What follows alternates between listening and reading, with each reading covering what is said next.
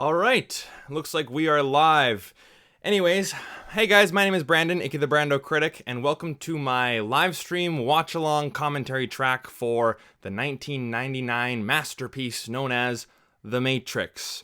Before we start here, I just want to say if you guys are watching on the replay, thank you guys so much for tuning in. I have the timer down here in the bottom so you guys can, sync up the movie. And if you guys are here in the chat, thank you guys so much for joining. You guys can definitely feel free to, leave any comments, questions, concerns. I will be looking at the chat as well as talking about the movie. Now, just a little personal story before we get started. The Matrix is a film that I did not grow up with. I saw it maybe when I was about 6 or 7 years old, and for some reason I just never watched it again until I was about 24. Well, how old I am currently. And for some reason, it was just one day in January, earlier this year, I was looking at my DVD shelf, and I have all 3 Matrix movies. And then I saw The Matrix, and I said, you know what? I think it's about time I finally give The Matrix a shot. I watched it, and I fell in love with it. I have a review on my channel if you guys want to check that out. But I decided, you know what? Let's watch this for the second time with you guys, right? And I know a lot of the movies that I've been watching on these watch-along live streams have been movies that I know almost inside and out, right? The James Bond movies, Pirates of the Caribbean, Jurassic Park, Mission Impossible. The Matrix is almost going to be like a new movie for me, right? So I'll consider that I've only seen this once. So if you guys don't have a copy of the movie, it is on Netflix. It is on Canadian Netflix. I'm not too sure about American Netflix. I'm not too sure what other streaming platforms they have ready for it. But hopefully you guys have your own copy of the movie. And if not, all good. You guys can just hang out in the chat, and I'll be looking at the chat throughout the rest of the live stream watch along. So hopefully everyone's having a good day and good night. I'm seeing a lot of people roll in here. So I hope that The Matrix will be a great watch along for me, for you guys, and let's have some fun. So if you guys have your copy of the movie ready, then I'm going to start it in 5, 4, 3, 2, 1, go.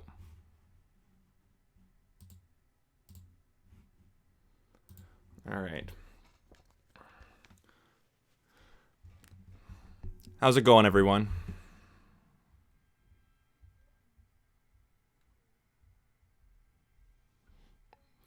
Seconds.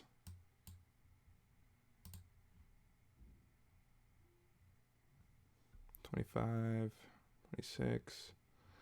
Sorry, guys, I'm just trying to time it up right.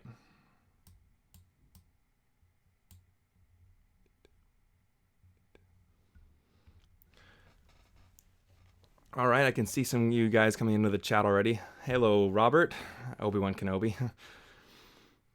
Hello there. Yes, hello, Evan. James Hamilton, how's it going? Celeste, hi. Movie Man Cave, how's it going, buddy? Welcome back. There it is.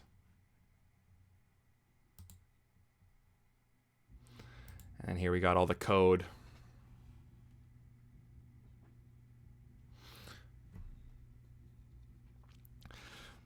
Movie Man Cave, that's not a very good thing to say to me, man. Makes me feel really, really good.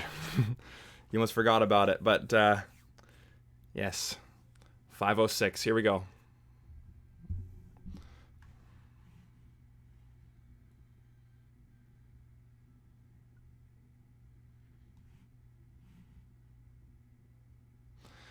Okay.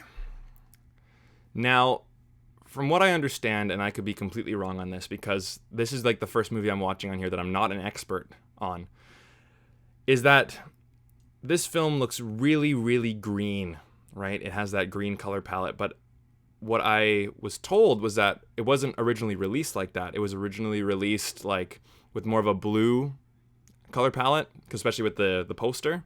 And then with the sequels being all green, they went back and recolorized it, and then went back to the standard way of colorizing it for the 4K. That's what I've heard. I'm not too sure. I haven't actually seen the blue version, right?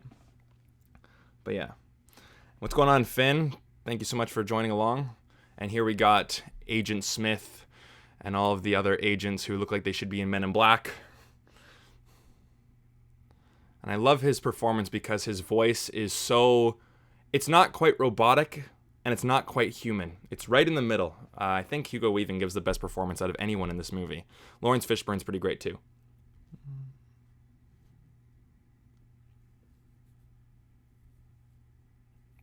So, okay, gotcha.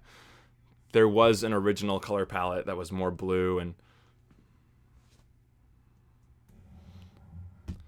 so what sucks about yeah, I can make jokes about all that leather. And then of course here comes the famous shot of the rotating kick. So what sucks about Netflix on my computer, it shows how much time is left in the movie and not actually what my time code is, unless I like hover over it. So right now we have Trinity kind of kicking ass, and then all the cops just boom, done. So I'm hoping that we're at the same point.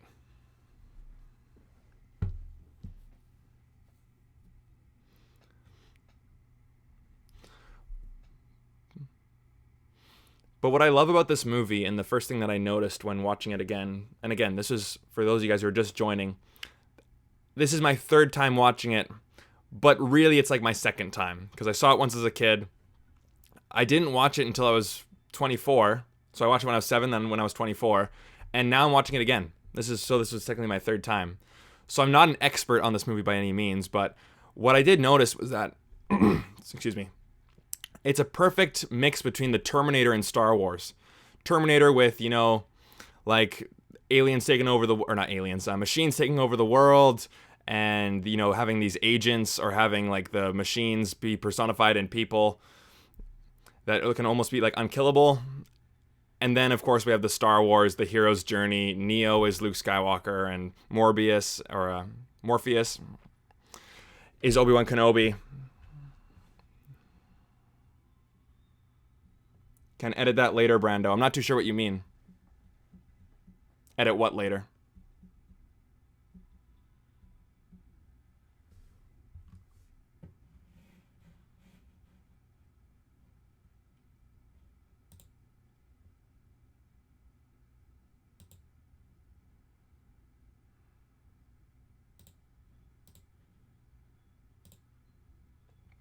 Oh.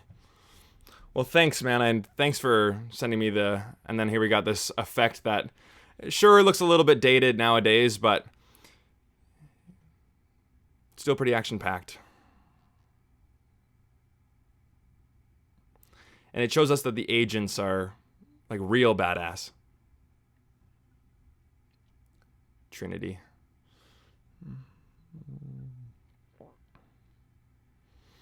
Yeah, so the version I'm watching on still has that green color palette. Phone rings. And yes, I'll quote the Nostalgia Critic here. It's like, imagine if that was a wrong number.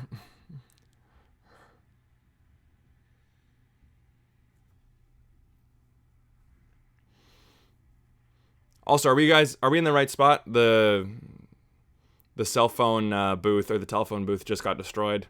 Agent Smith is now walking out of the car, walking towards it.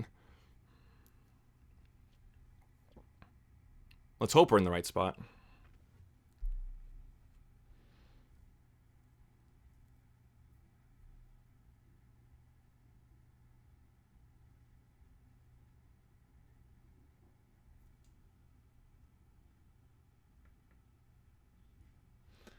Hate the Nostalgia Critic now after the Wall review. I never saw the Wall review. I heard it sucked, so I just didn't watch it. And of course, Neo being an anagram for one, right? It's not the deepest symbolism in the world, but sure. And here we have Keanu Reeves as Thomas Anderson. And I know all the stories about how Will Smith was supposed to be in this, but apparently, I don't know if it was the studio's decision or if it was the Wachowskis' decision, but they wanted Johnny Depp.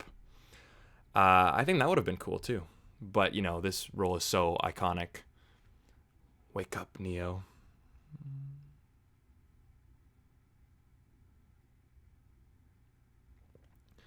Yeah, Movie Man Cave. I mentioned it, but I've never even seen the sequels. And I've never seen the blue version of this movie. So, maybe if I, The Matrix has you. I don't know who said it in the chat, but someone said this is more relevant than ever. Are you saying that this is because aliens, or not aliens, sorry, I'm going to keep saying that throughout the entire review or the entire watch along, but that machines, artificial intelligence, has created all this pandemic stuff.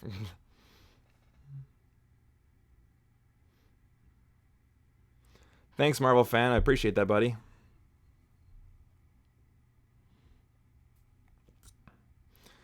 But yeah, I was thinking later on, if this channel gets going and there's a lot more audience members, to do a video series, like updating my entire Blu-ray collection to 4K. And it would only be from money that I make from YouTube, through ad revenue, through donations, through whatever. And then that would be kind of a fun way to incentivize people to keep watching, and then go out and look on eBay and Amazon and go to garage sales and look for more 4K movies. But that's a project for another day. But I think The Matrix would definitely be one of those, for sure. My own personal Jesus Christ. Right on the nose. Over the top of the head. Boom.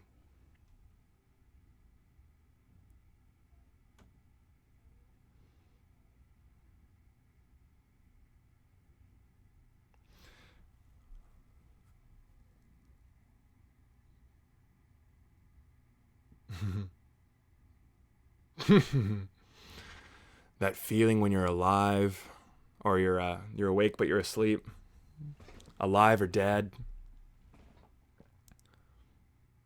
I feel like I know that actress, the one on the right, the one with the red eyeshadow.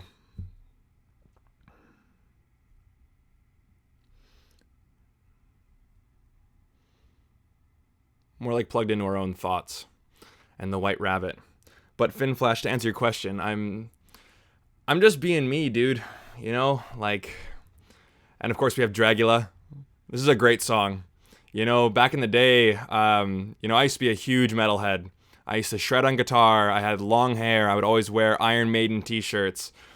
It was a total different Brandon, right? I think it was just, being a nerdy kid growing up, not really fitting in. You just kind of saying, that's me. No one understands me, that teenage angst, you know what I mean? But yeah, Finn, I'm just trying not to be anyone else. Like, if you go to some other YouTube channels and they're like, hey guys, so today we'll be watching The Matrix from 1999. And I'm like, okay, that's, talk to me like I'm a fucking human being, right? So that's what I'm going to do. I'm going to be Brandon, and that's what I'm going to do for you guys. And I'm happy that you guys are along for the ride. So for anyone who's here watching, I appreciate that. Yeah, Trinity's being pretty vague here. They're watching you. They are watching you. I watched a thing today about Edward Snowden, and talking about how phones can spy on you. It's, yeah, they're spying on you.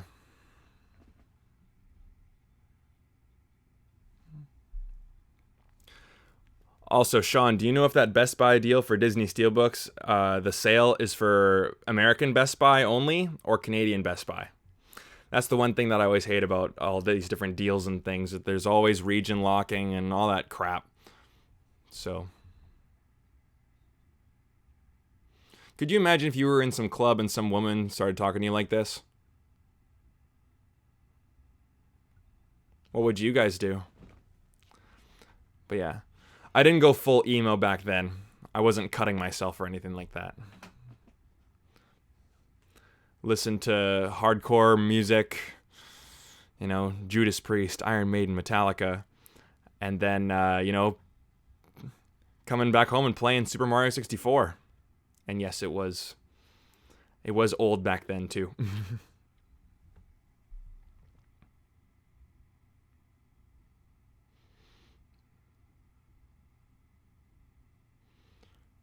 You have a problem with authority.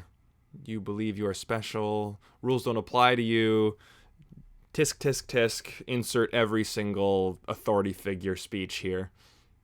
But this script is so great because yet it's so simple and so complex at the same time. All these complex themes and ideas in a simple hero's journey, which makes it accessible to wide audiences.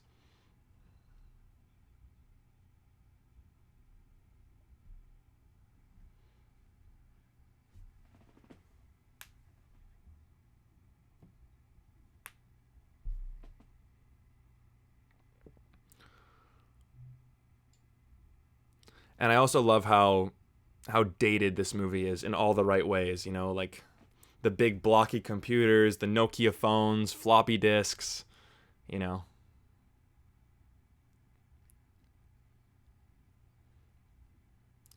And how, yes, the story is very, very simple, the hero's journey, but Matrix has its own unique voice with Kung Fu as the main style of fighting, the music, the slow-mo. It's very unique. Oh, shit. The slide. Damn.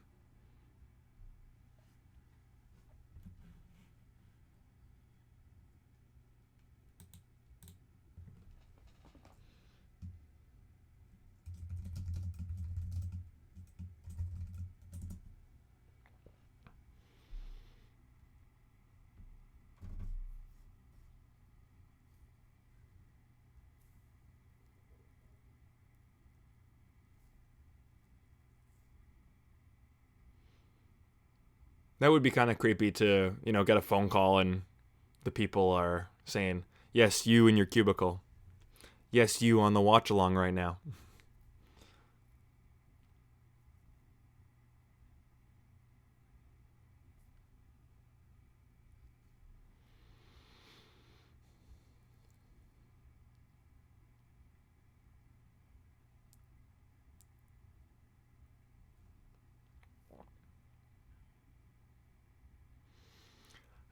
Didn't Keanu Reeves do a similar joke in Bill and Ted's Excellent Adventure? And by the way, if you guys have never seen that, that is a great, great movie to watch, especially during quarantine.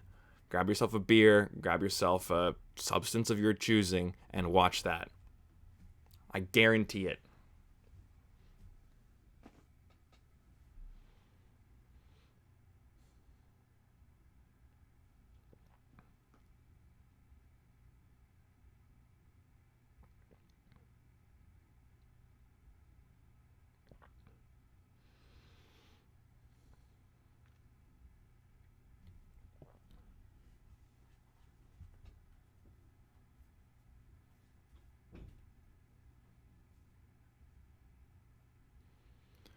What sucks about watching this on Netflix and not having my own copy of it is I do have a DVD copy of it, but I wanted to watch it in HD. But now, since that I'm doing the stream and the live stream, it's like, you know, it's kind of cutting in. It's getting a little pixelated, which really sucks. But you know what? Gotta make do. It was doing that a little bit at first with Pirates of the Caribbean. It was lagging. I'm like, oh, great, because I was watching it on Disney Plus. But it seems like it's doing okay now. Ooh, that's a good question. Bill and Ted's Excellent Adventure or Wayne's World? That's a really good question. One of the best questions I've had, because a lot of them, you know, if I get like A or B kind of a question, I can normally answer that right away. But that's a good question. I've seen Wayne's World more, but I think I enjoy Bill and Ted more. I'm gonna go with Bill and Ted.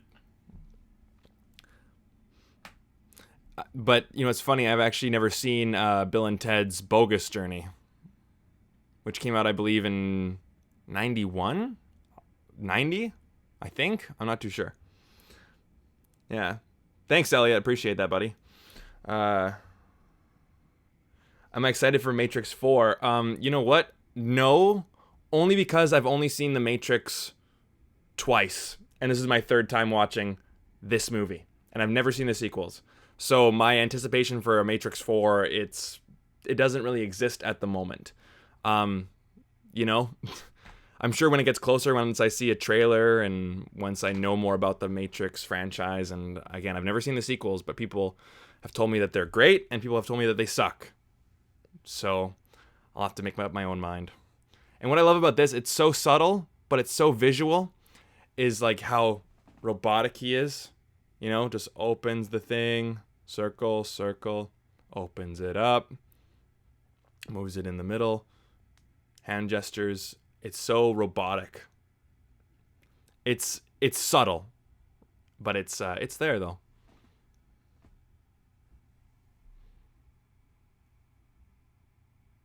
Mr. Anderson.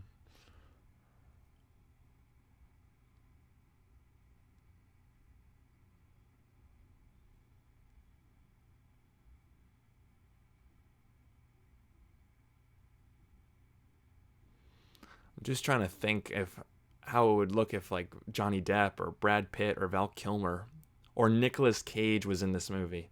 You know, I was looking at some of the actors that they were considering for the part.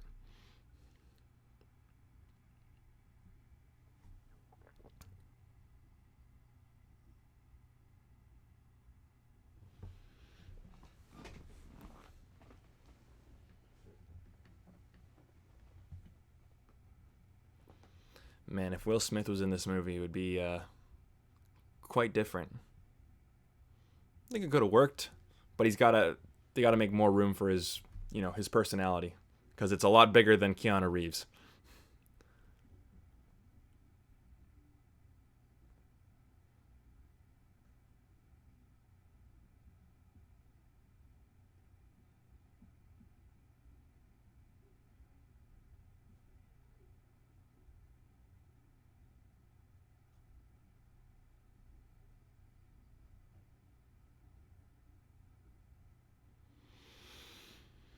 Most dangerous man alive, hey?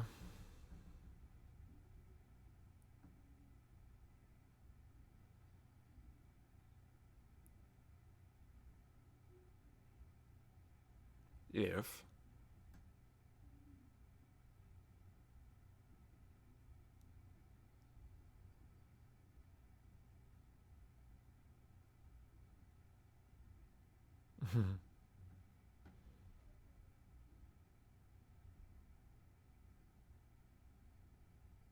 Oh.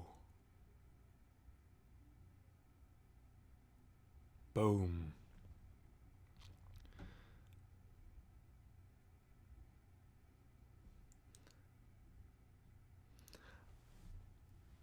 Yes, Finn, I have seen all the John Wicks. I could end it right there, because that was your question.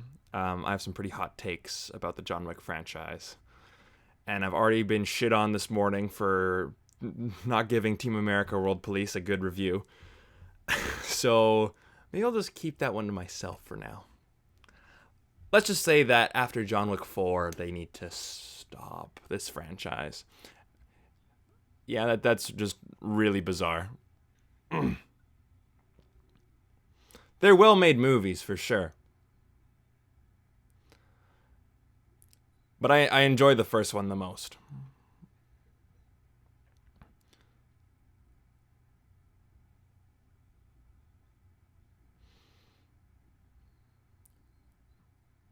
Man, that voice is such a good creative choice. And now I don't think I've actually ever seen any other Wachowski movies. I've never seen Cloud Atlas. I've never seen Jupiter Ascending. I've never seen... wait, Cloud Atlas was them, right? And I've never seen Speed Racer. Or the other two Matrix movies. Ugh. There's a couple movies that have like these weird robot bugs going inside you. I don't know why I'm thinking of Transformers Revenge of the Fallen on that one, but I was thinking about doing a watch along for the first Transformers. I think that one would be fun, but then again, I don't know who else would show up. So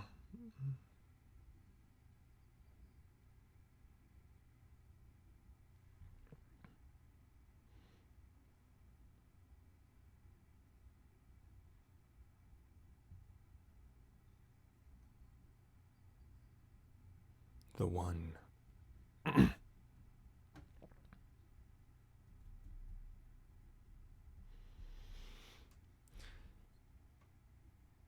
This movie has a good philosophy behind it when people actually believe that it's real.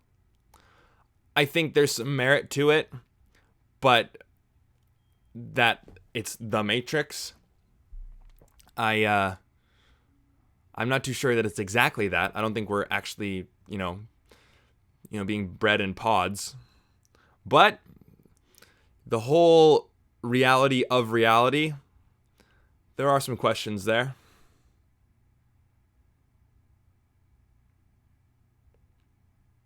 This is a good movie to watch when you're stoned.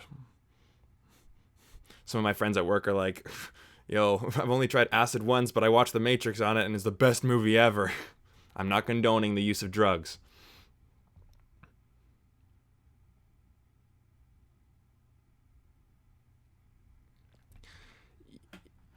You know,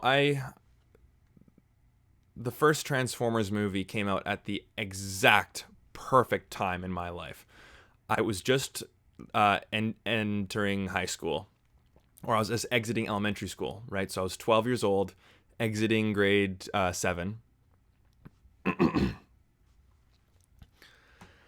And what does a 12-year-old kid want to watch, right? He's just getting out of elementary school, just going on to high school. He's becoming a man.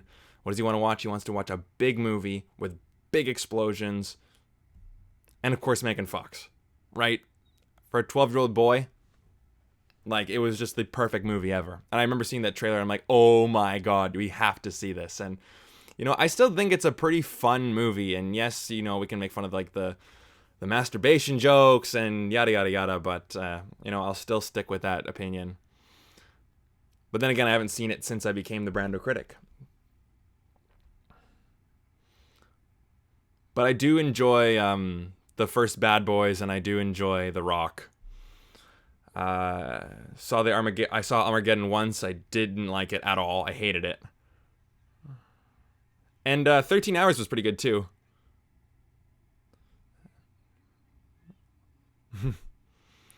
And then I'll take a nostalgia critic joke here too. You know, when Neo's like, that thing's real, you know, it's like, you just had that thing just ripped straight out of your stomach.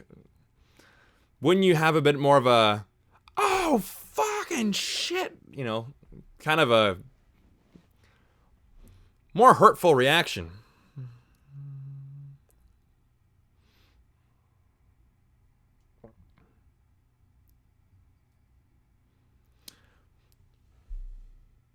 Vincent, I'm not actually too sure what NLY means. Sorry, kids, I'm an old man. I don't get all these acronyms. Not really cinematically good. It's all opinion, dude.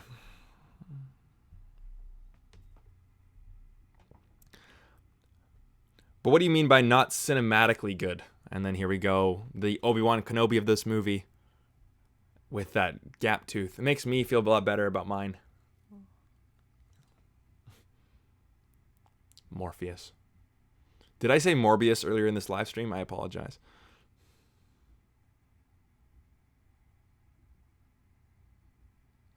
I always love this scene. The revelation from the character when the character's world gets expanded. You know, I always love those scenes in movies. At least when I'm talking about the hero's journey, screenplay, story arc.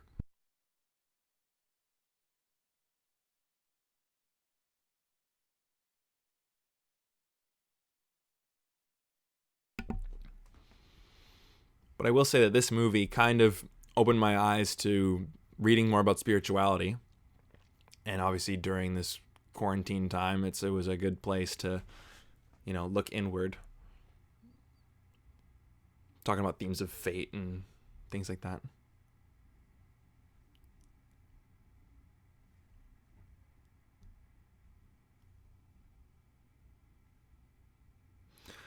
Looks like we got some beef in the chat here.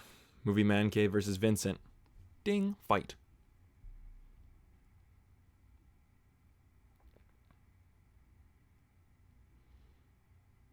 All right, in the chat, tell me your wildest conspiracy theory. Are we living in a matrix? Was 9/11 an inside job? Was JFK shot by the CIA? Are chemtrails real? Is Freddy Got Fingered a good movie? Is Pauly Shore the best actor ever? Either way.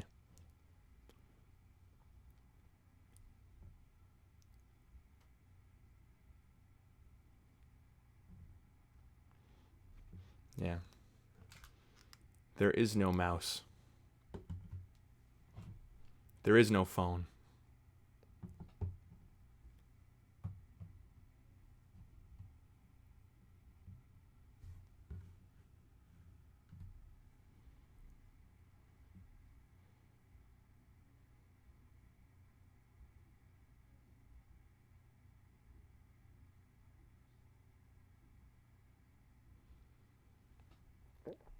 Yeah. Now, I'm not a psychology major, but during my spiritual journey over the last couple of months, I'm starting to realize that the real bondage that I think everyone is in is their own psyche. That voice in your head that is telling you to be afraid of things. Fear is fakeness externalized, appearing real.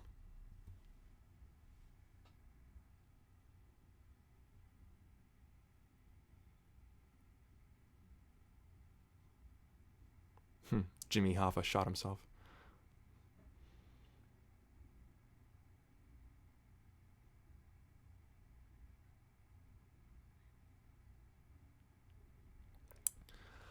I really do like this scene, but what I don't like about it is how every single new political or, any new way of thinking will say, "Oh, it's taking the red pill," right? I don't know if you guys ever go into have dived into the whole pickup artist community or all that stuff, like the Rollo Tomasi rational male stuff. But it's like, we got to take the red pill, and it's like, but then it's like going like all MGTOW and shit, and like that shit's, sorry if anyone is MGTOW, but I think that shit's just so pathetic. But like they use we're the red pill, we're the real answer, like you'll have gun-toting, Bible-thumping Republicans saying it, then you'll have, the most left-wing liberals say, we're the red pill, and it's like, you're talking about a movie made in 1999 that's completely fictional.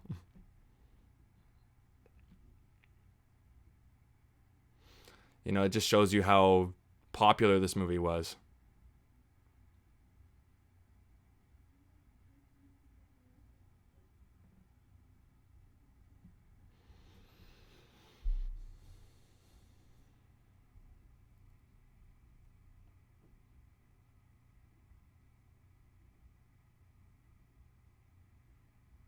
I forget that actor's name. He was in Bad Boys. But he's a good actor. He has like one of those really distinct voices, like a Steve Buscemi.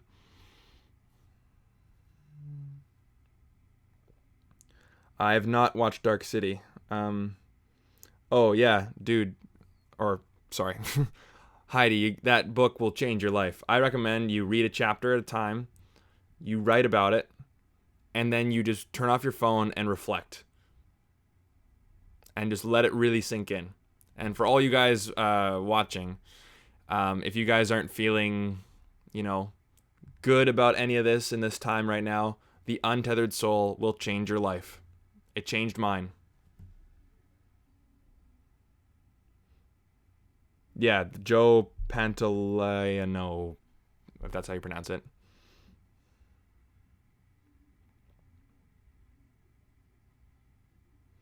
Joey Pants is such a piece of shit in this movie. Scum. I love it. Great actor. Yeah, totally.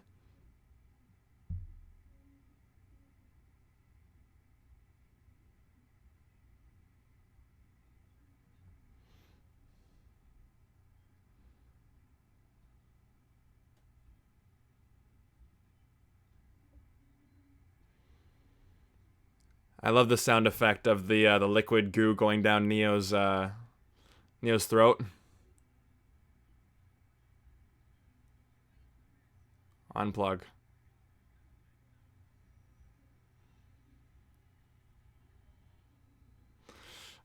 It's a creepy feeling to think that all of us might be, I don't believe it, but are in like that, and then this microphone is just data. But you know what though? Bringing that kind of thinking in is kind of like what the Untethered Soul, that book I was telling you guys about, kind of teaches you to think. It's, you are not your thoughts, you experience your thoughts. You are not your emotions, you experience the ebb flows of energy that your emotions create. And you are not your body. You are experiencing your body through the five senses. And then I might get someone in the comments telling me that I'm a hippie. But hey, yes, he's the risky business pimp. It's funny to think about how those actors, were kind of on the same level as Tom Cruise at the point, and then Tom Cruise just kind of, you know. And I love this scene too. The music, the sudden realization, the choir. It's really great. It's a great design. I was watching a video where Quentin Tarantino said that this was his favorite movie of the last 20 years. After Battle Royale, I believe. I think that's a Korean, Japanese. You know, it's an Asian movie.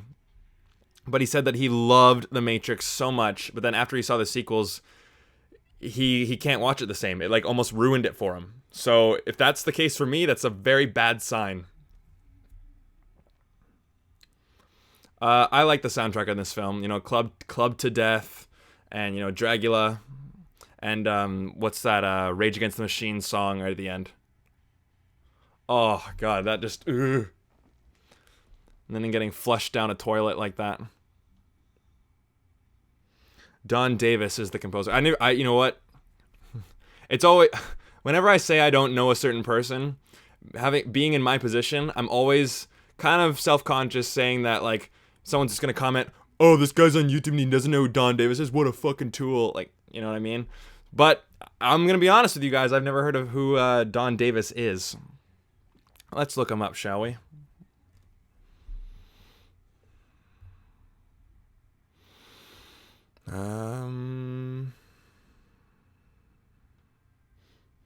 The second one is awful, but yet it is kind of fun. I feel like awful is too strong a word to use, even if it is still fun. The third one fucking sucks. I don't even know which one is which. There's like Revolutions, and then there's Reloaded.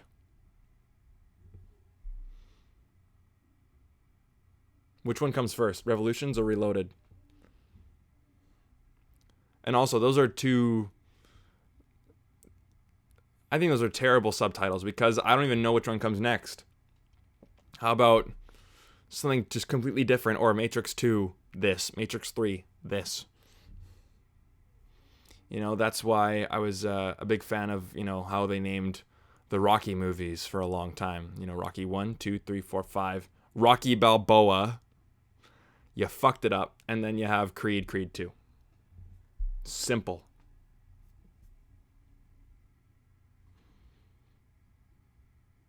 That's a real powerful line. Why do my eyes hurt? Because you've never used them before. The Animatrix. Right. Gives me another thing to watch. Reloaded and then Revolution. Got it. I'll take your word for it. Don Davis.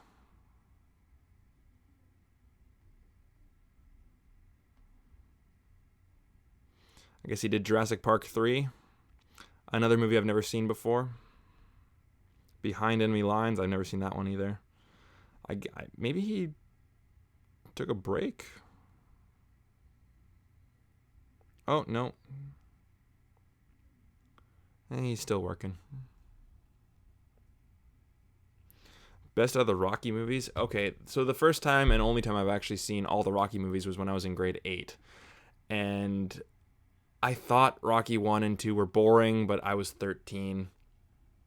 And I was kind of a film snob. But you know what, going back to watch them now, I'm pretty sure that I'm going to really love Rocky 1. But like as a kid, I loved Rocky 3 and 4 just because of how cheesy they are. And I'm a big montage guy, right? If you guys haven't seen my James Bond montage, I definitely recommend you check that out. But I'd say Rocky 3 and Rocky 4, and then Creed 1 is better than Creed 2. So.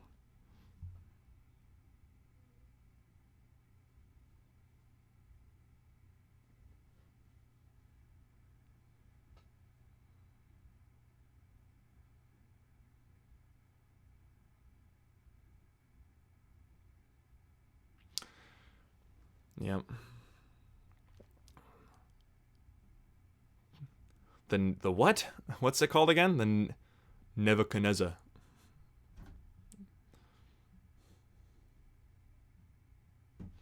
Yeah, either way. Yeah, I've heard very mixed things about Behind Enemy Lines. I don't know anything about it. I just know that Will Smith, Owen Wilson, you know, I've just seen him with a gun on it. No Escape. That is a very underrated movie. APOC, Switch, Cypher, Tank, Dozer.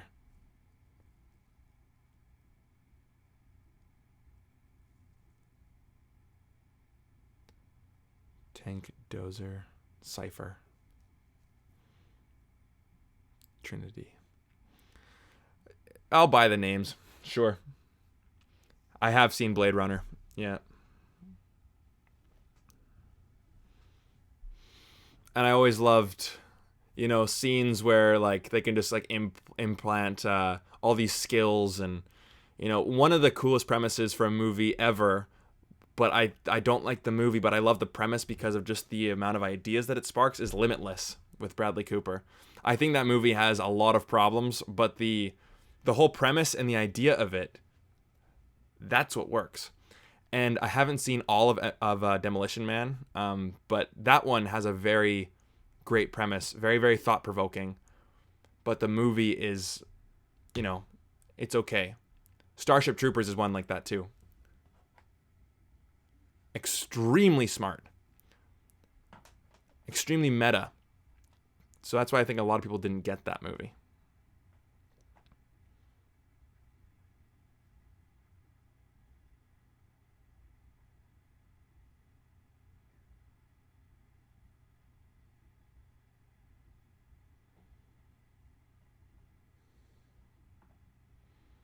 Mental projection of digital self. That's actually not too far off. I think there's a study that says that everyone thinks that they're like 75% more attractive when they look inside of a mirror, or inside of a mirror. They look at a mirror and they think that they're more attractive than they really are. Some study like that. I'm not a scientist. That's a good movie, Enemy at the Gates. Vincent, you retracted a message, man. What's up, Carson? See you tomorrow, man. Star Wars and Terminator. I think those two movies pushed together, but with a coat of paint with, in this case, green, and kung fu and Nokia phones and a great soundtrack, and you have The Matrix. Yeah, what's that city called? I can't remember. They'll say it.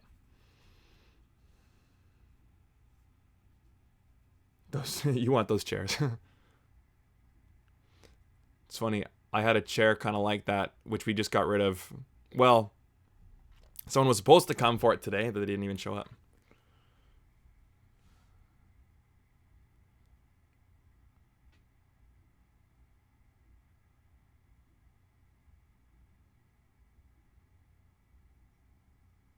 AI, artificial intelligence.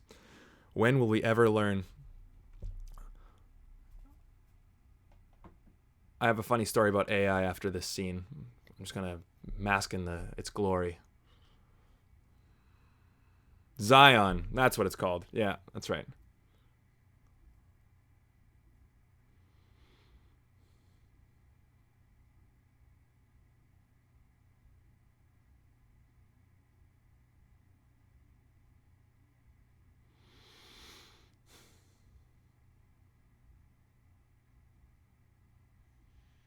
There it is.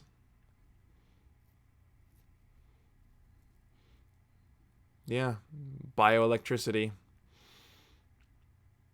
I read some scientific article that they're trying to, like harness the energy just from like your wheels turning, because that itself is causing so much friction on the ground, and it's causing so much energy that is just lost in space.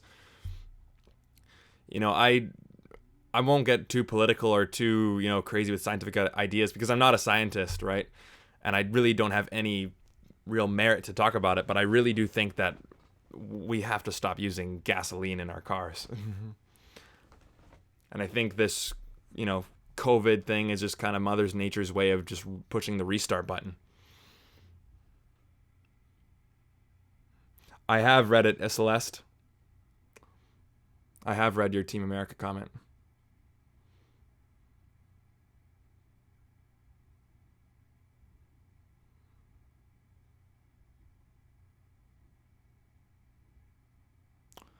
Yep.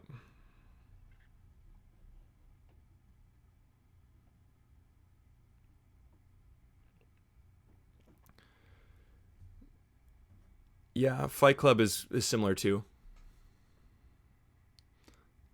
That's a movie I've actually only seen once.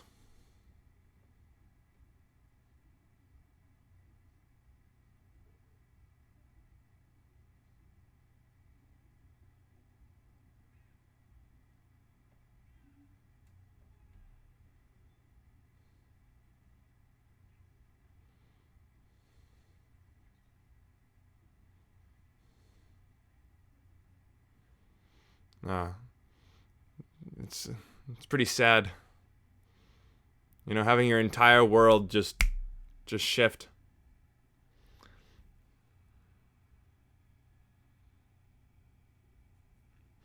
Celeste, the information behind the movie doesn't change the fact that I don't think it's that funny. Guns. Lots of guns. Yeah, Zion. My favorite scene in this movie, the kung fu training is pretty great. You know, a lot of the philosophical talk.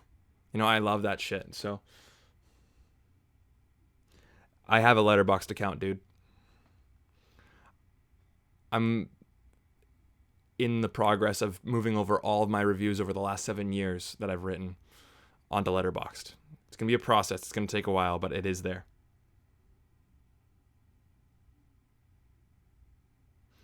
Yeah, Tarantino loves Team America also.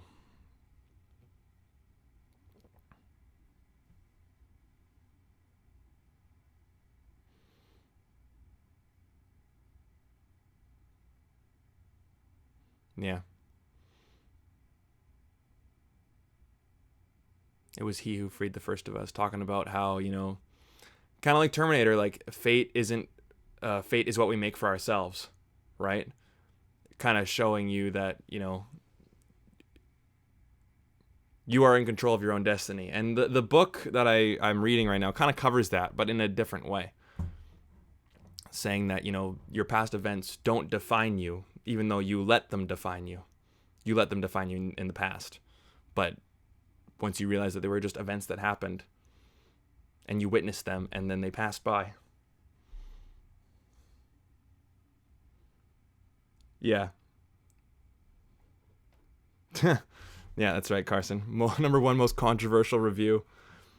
Yeah, every time I give a bad review to a classic movie, I'm kind of asking for it, you know? So watch out, Pocahontas fans.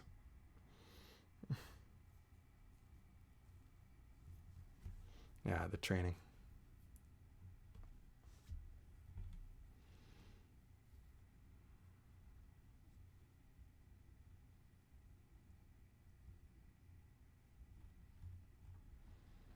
Brando book reviews.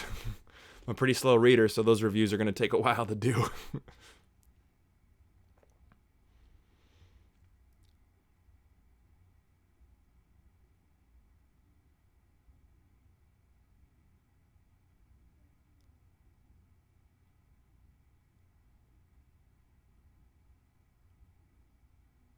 Man. Zion. It's a cool name.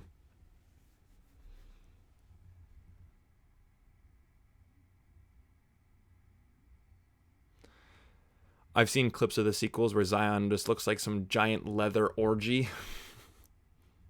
If that's the future, I'm not too sure if I'm down. Cuz I really don't like leather.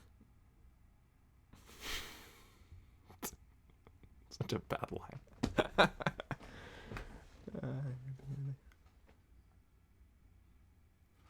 Simba in The Lion King? William Wallace is in Braveheart. Well, yeah, I'd say William Wallace is in Braveheart. Because Simba doesn't really learn anything. He's like, oh crap, I didn't kill my dad. But we already knew that. Combat training. I love this shit. Have you guys seen Limitless? You know, the pill that makes your brain use 100% of its capacity? But yeah. But in all honesty, Sean, it's a good question. But I would have to think about it more. Just off the cuff, off the top of my head, I'd go William Wallace's Brett. But both happen off screen.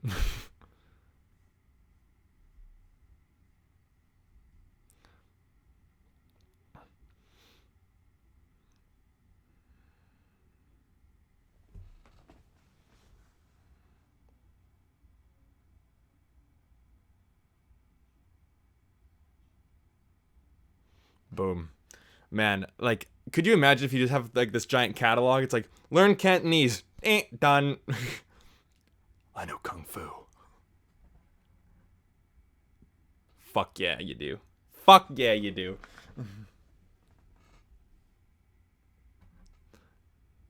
Yeah.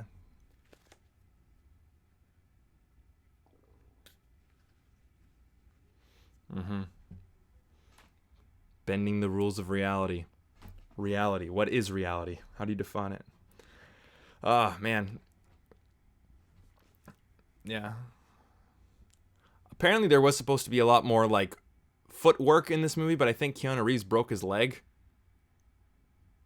But yeah, see, like this is such a great way to make it unique, like kung fu. So you have martial arts cinema in a sci-fi action film. And I'm sure this is why Tarantino loved it so much. Well, you know what? I might take that back because, look at all this legwork. Someone broke something on some set. Fuck it. I don't know.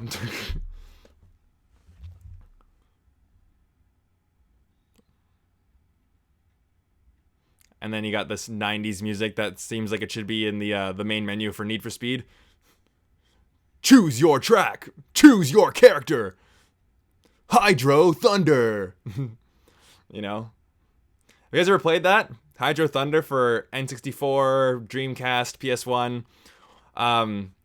Where I live, there's BC ferries. So ferries that go from Vancouver over to Victoria. And there was always Hydro Thunder. And as a kid, I'd play the shit out of that game. And it'd always have music like this. And choose your boat. Choose your track. Time extended. You know what I mean? It's very arcadey, like late 90s. I love it. Vincent, I don't know what you're doing with all your retracted messages, man. I can't respond if I can't see the message.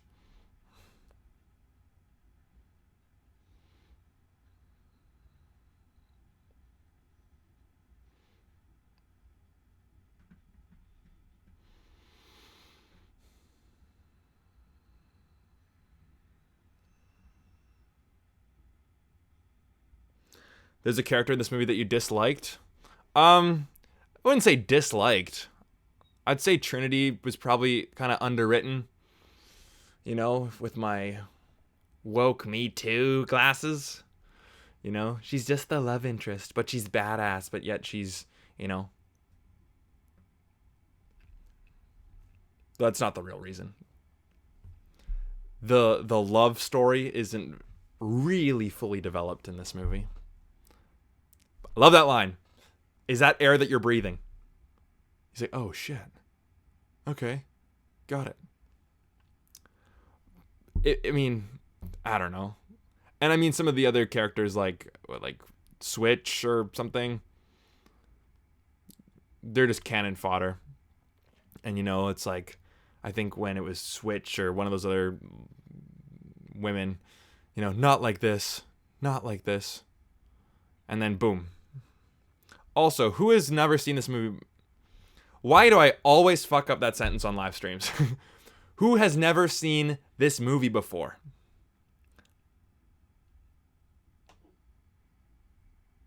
Don't think you are. No, you are.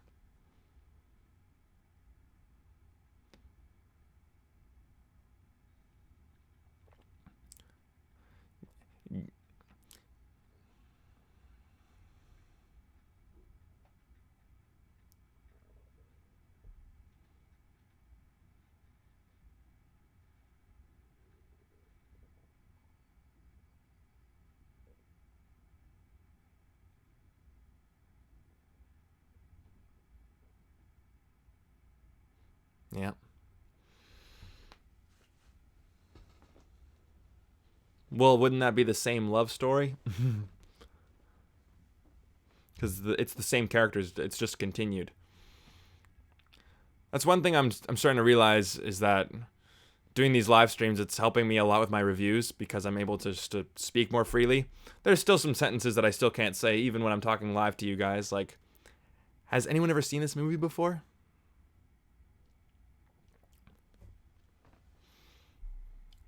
It's the slurring of the lips. I got these big German lips that have been passed down from my grandfathers,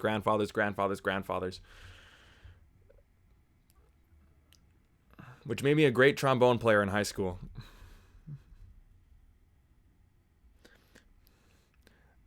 Much worse, not much worst. I apologize. My mother is an English teacher.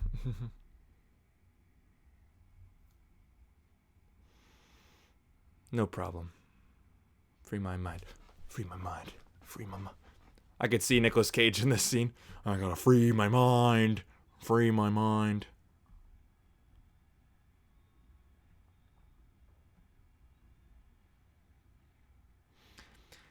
You ever like fall in like a dream, you know?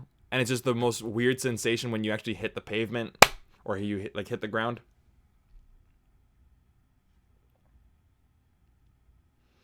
Do you think the interrogation of the bad guys in this movie is clunky? Meaning like the bad guys interrogating the heroes. I don't think so.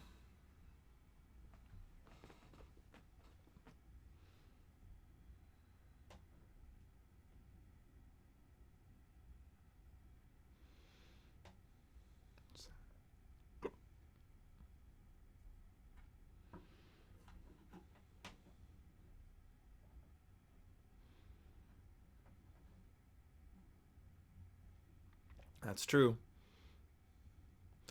Your mind is a powerful thing. But it's just, I'm learning through spirituality that you can break down those barriers.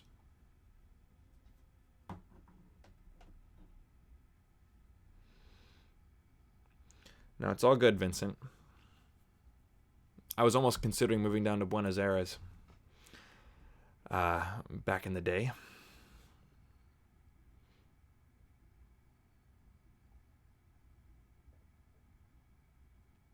Oh. Yeah, he's really hot. He's Keanu Reeves.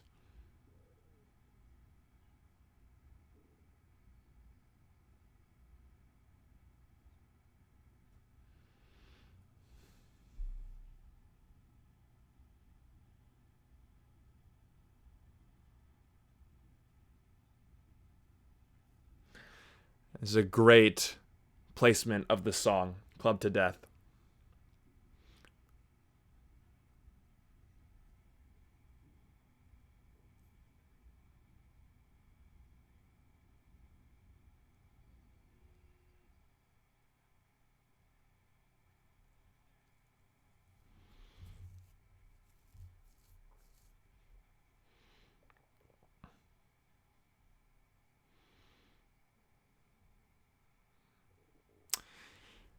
Trick number 1 in directing class. If you want attention from a certain person, especially a woman, put them in a red dress. Literally, we learned that day one. Day one of film school.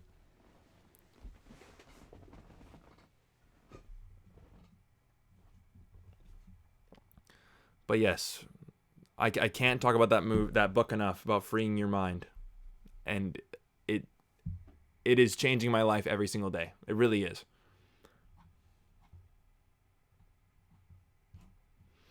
Oh, movie man cave. I was about to read your message, man.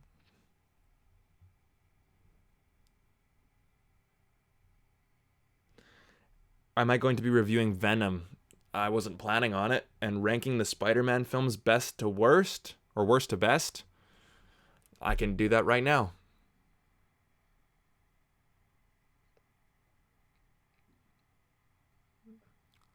I like this part. Everyone who's fought an agent who's died. Yeah, it's a lot of pressure. worst Spider-Man movie. Amazing Spider-Man 2. Then,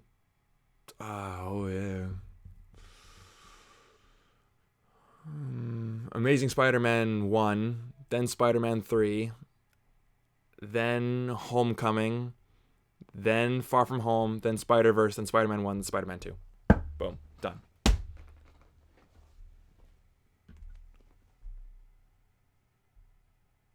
Boom.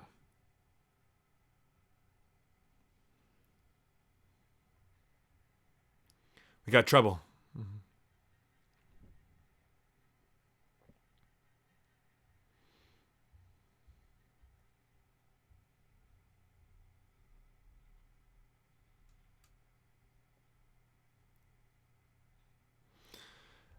Zach, I don't know what the hell you want me to say to that, man.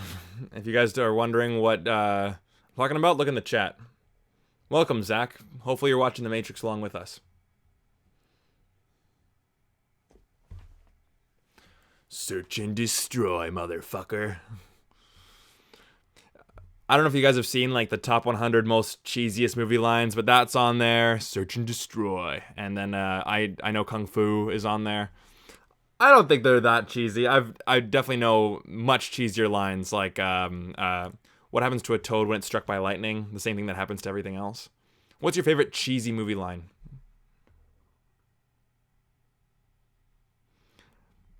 Hey, I put Homecoming below Far From Home, Spider-Verse, Spider-Man 1, and Spider-Man 2.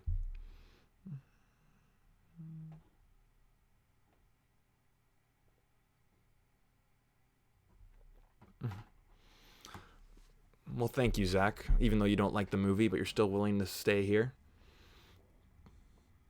Oh, by the way, there's a $50 fee for that, by the way. I'm just kidding.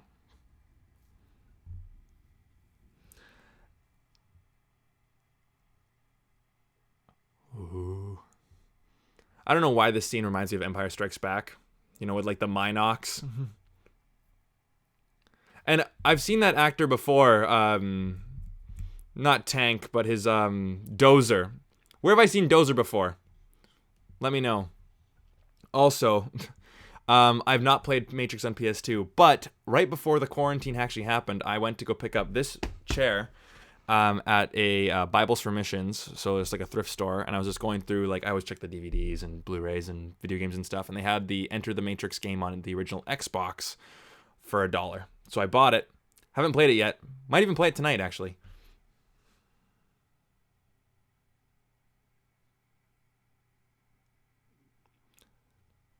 Thanks, buddy. I'll check them out.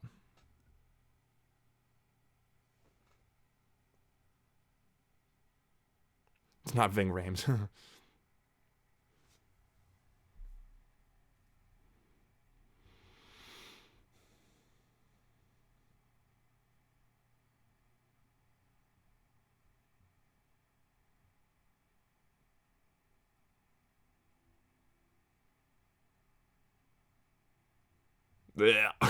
Just grabs it in some, like, fucking just metal jug.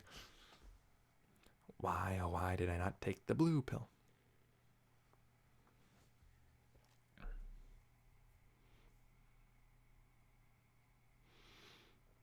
I like the way he said that when he says the blue pill. Make sure you come to my YouTube watch along. Who's having fun?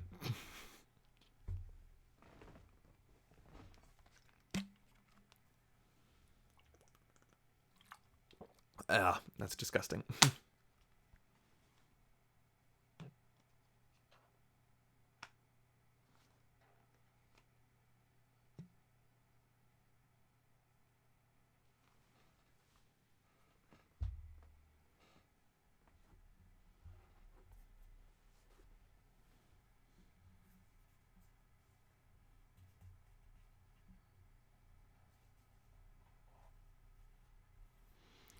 Yeah, that is quite a bit of a big weight to put on someone's shoulders.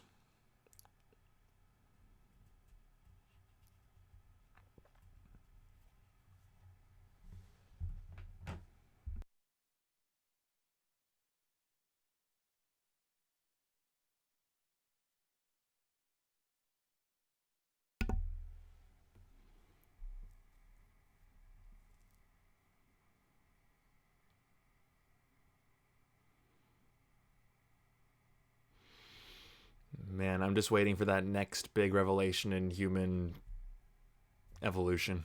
Something that just completely just changes the way that we think about everything. I'm going to sound like I have a tinfoil hat on, but I think it's coming pretty soon.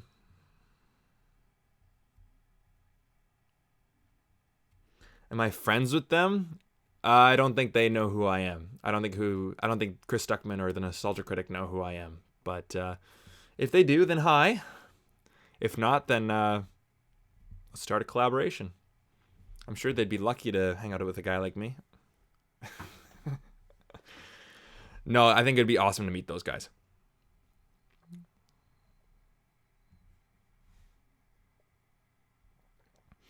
You know, this scene brings up a pretty good point. Is knowledge power?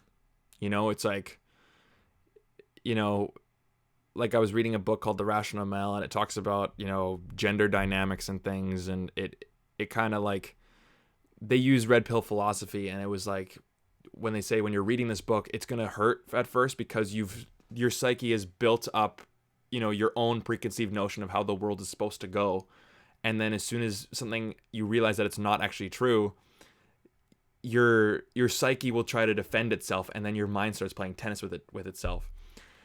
So it's like, would you rather know what reality actually is, or do you want to be just safe and just be content with your own version of it? So it brings up a pretty good point. Well, thanks, Robert. I appreciate that. That's what I do, these watch-alongs, so you guys can watch a movie with me. And, you know, I appreciate all you guys for coming. Knowledge is power. Power is knowledge. 6 feet, of course.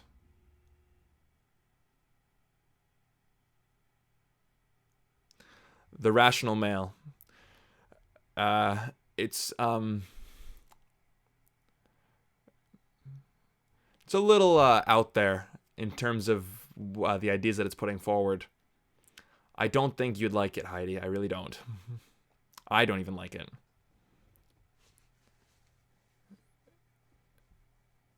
That book is kind of like the big brother that most people have never had. Kind of like to slap young guys into, you know, raising your values too, but, you know, kind of looking out for each other. Well, normally guys will read that book and kind of take the wrong idea from it, you know, kind of go all like, oh, a woman's job is only to take our, you know, just to marry us, have our kids, then take half our shit. But it's not telling you to do that. It's basically just, you know, teaching men to, you know, have a better set of values, right? And not get stepped on, and not, you know, get into a relationship that you're just, you know, a butler to them or a wallet, right?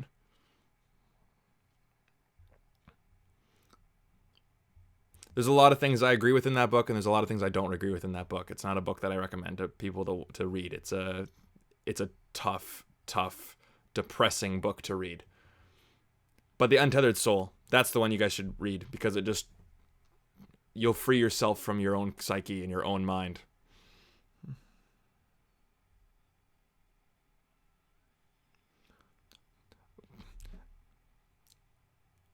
Hey, Raph, what do you think I would do? If Nostalgia Critic called me right now and said, be in a Nostalgia Critic episode, that's hard to say really fast. Then, you know what? I just realized that shot is a homage to Run Lola Run, the German movie from 97, 98. That's a fun movie to watch. If you guys have ever seen it, you gotta watch it. It's like, it is pure style over substance. The substance is really minuscule, but the style is just so in your face. It's really, really great. But if Nostalgia Critic or Chris Stuckman asked me to collab, I would say yes in a heartbeat. I would cancel a date to do that. Well, depending on who the date is with. Natalie Portman, you know, maybe they'd understand.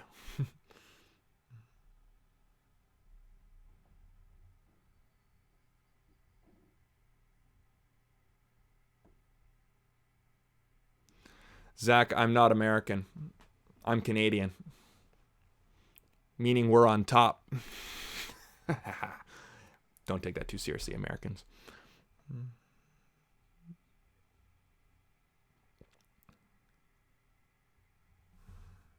I have watched Knives Out, Vincent.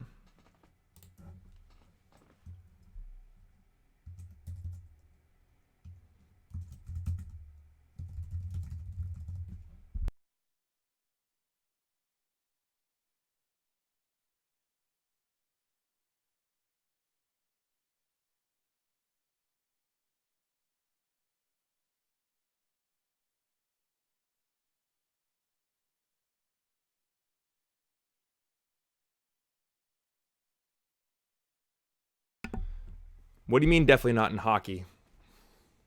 Most of the best players in the world are Canadian.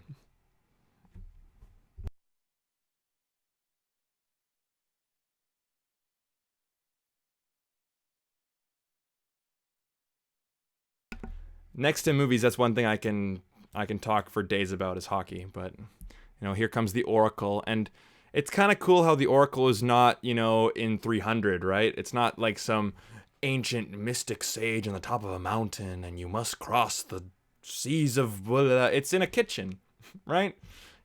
So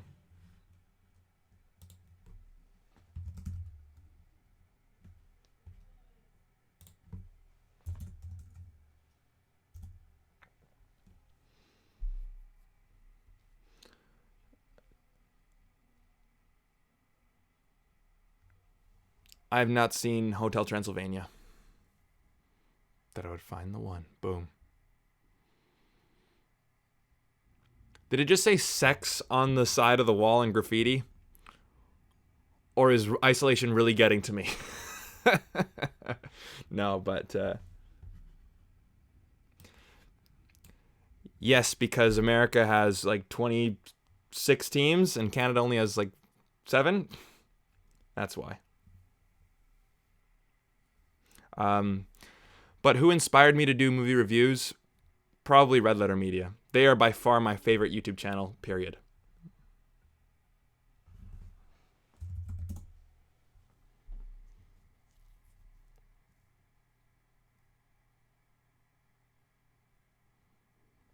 The potentials.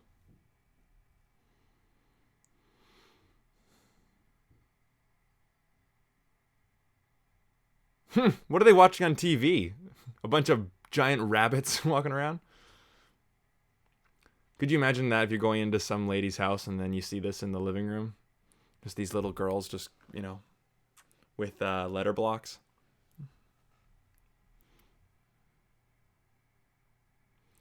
This child actor, I always kind of was like, you could have gotten someone else. There is no spoon.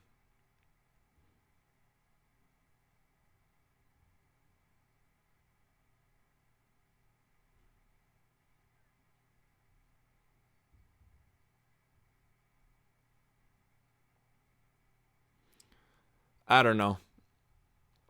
I mean, child actor, sure, but I don't think that. Maybe I'm just nitpicking. Probably just nitpicking. Bend the spoon. What movie critics do you like? Red Letter Media, Roger Ebert.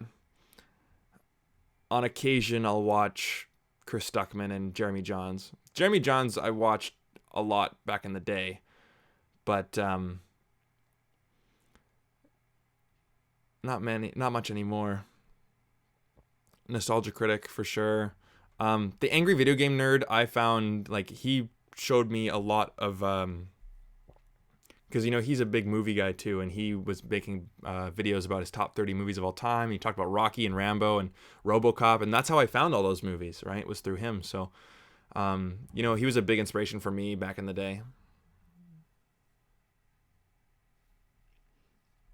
Oh, I'm sure there are. I'm sure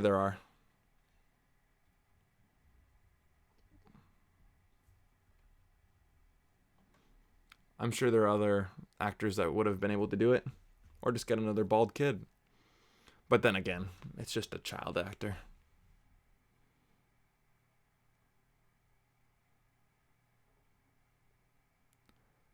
Oh, it's like one of those moments, like in Pirates of the Caribbean. And that is, unless you believe the truth. Oh God, even if he told it to you, and he goes, Ooh.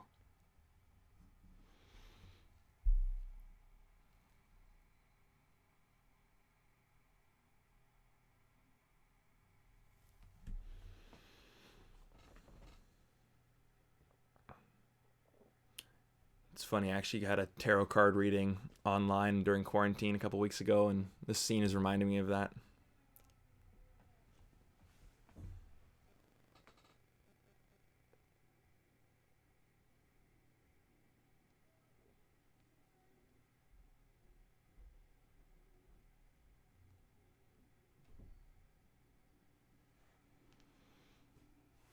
Yeah. Balls to bones? Okay. It's now in my vocabulary.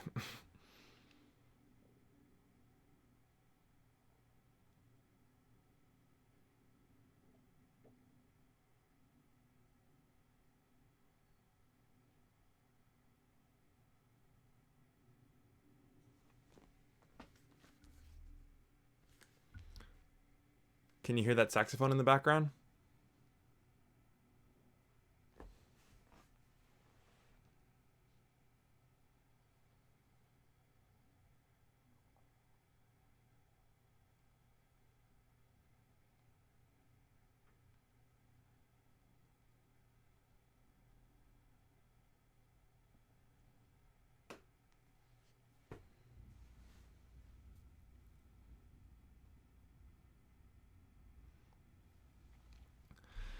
Just because the Angry Video Game Nerd has 3 million subscribers and Nostalgia Critic only has 1.2 doesn't mean that everyone either loves the Video Game Nerd and then hates the Nostalgia Critic. Like, you can love both.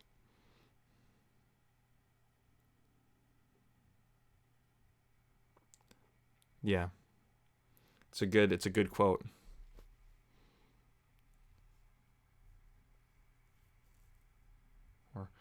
I've analyzed this film with a bunch of teenagers, or not teenagers, cheerleaders, and they've all come up with one conclusion, that if I let them go, that they will tell nobody.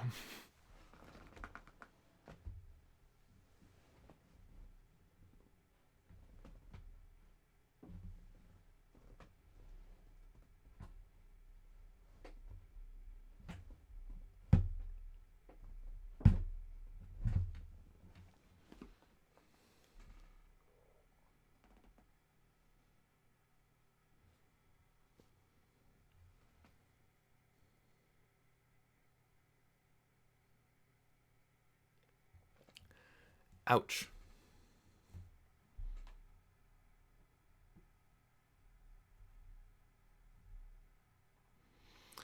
But it was the exact news that he needed to hear. Because then he brought his own destiny into his own hands and refused to give it to someone else. You're in control with your own life. Boom.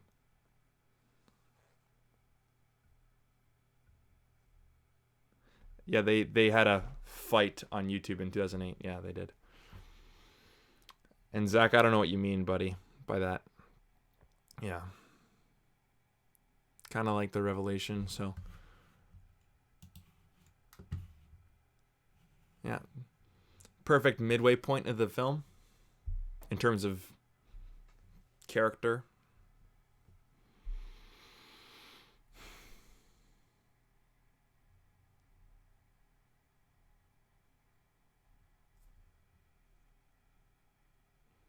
Never take a cookie or baked good for that matter. Why not? Could take you to Mars.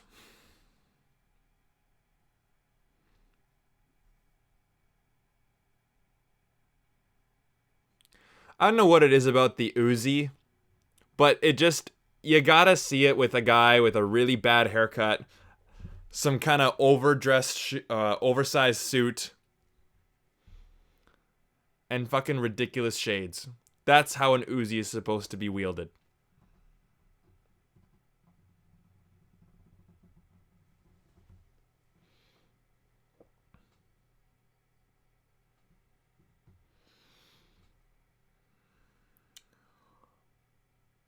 Black Cat.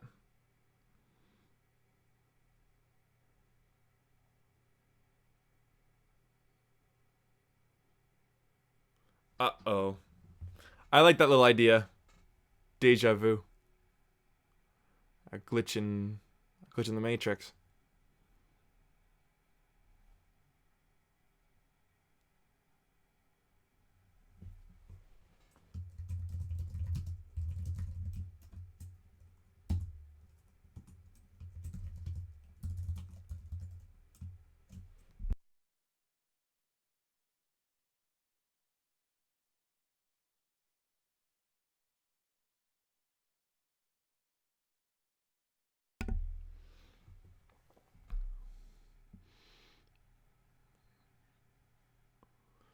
They cut the hard line. Oh, shit.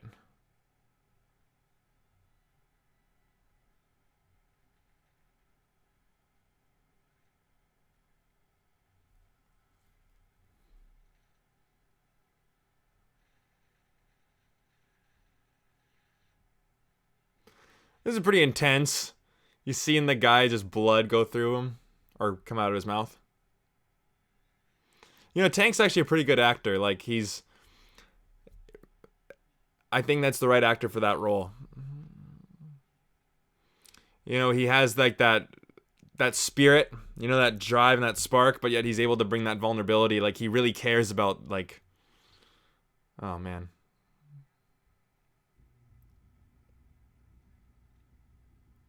I like his performance. That's what I'm trying to say. Operator. You know, I've actually never, ever, ever, ever in my life said operator on a phone. Maybe that just shows you how young I am.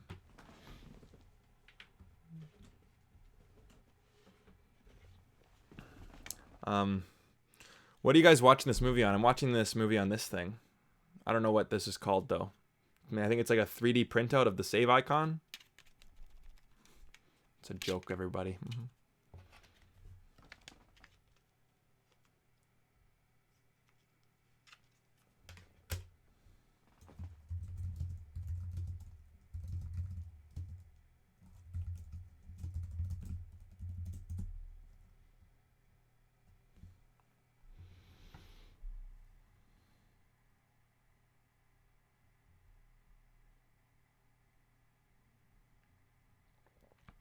Yeah, like this movie is really well executed in terms of its pacing and its script. You know, we had to in screenwriting class we looked at a lot of examples of different genres, and we did look at The Matrix for the action movie. And generally speaking, with action films, you know, it's always about you got a main character you know, with wants, needs, motivations. Like it's a character who wants something and then he needs to change. I'm using a male as an example. It can be a female, it could be an animal or a car in the case of cars. But in action films, normally in like James Bond films, it's always the villain who has the wants, the needs, and the motivation, right? So that's why, you know, I think it was Hitchcock who said a film is only as good as its villain, which, you know, I feel like he would hate the Marvel movies for that.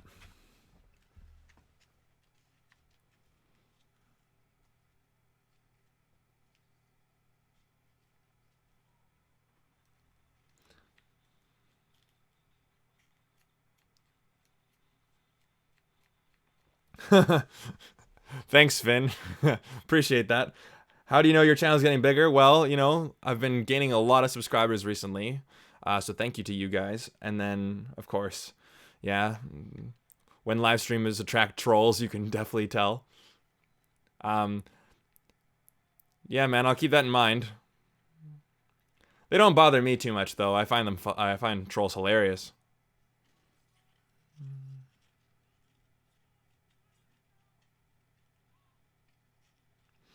Yeah, dude, I need to. The next big purchase is going to be a house.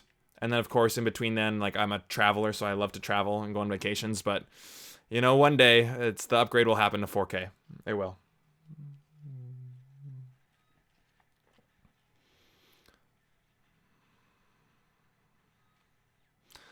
But if I would get a 4K TV, it would be like 85 inches or a projector. Like, I would go all out.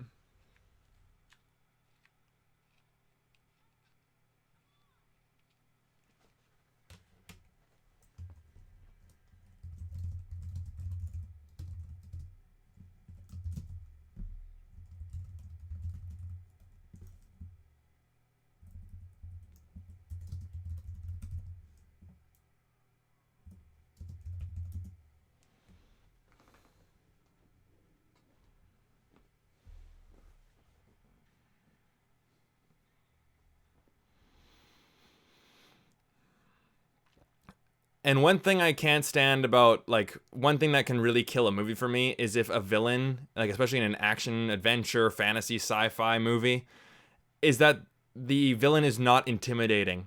Agent Smith is fucking intimidating. When you're thinking to yourself, how the fuck are we going to beat this thing? That's when you know that you have a great villain, because a villain needs to be just as strong, if not stronger, than our main characters. Or more intelligent. And if they're close in relationship. They don't have to be, right? That's why, we always see, oh, my brother, my father, Star Wars, my father. If the character, the protagonist and the antagonist are close to each other in terms of relationship, skill, and if the villain really thinks that they're the good guy. If they genuinely believe that they are doing the world a service by their actions, it's generally speaking, they're a much better villain. That's why, hot take here, I was never a big fan of Loki.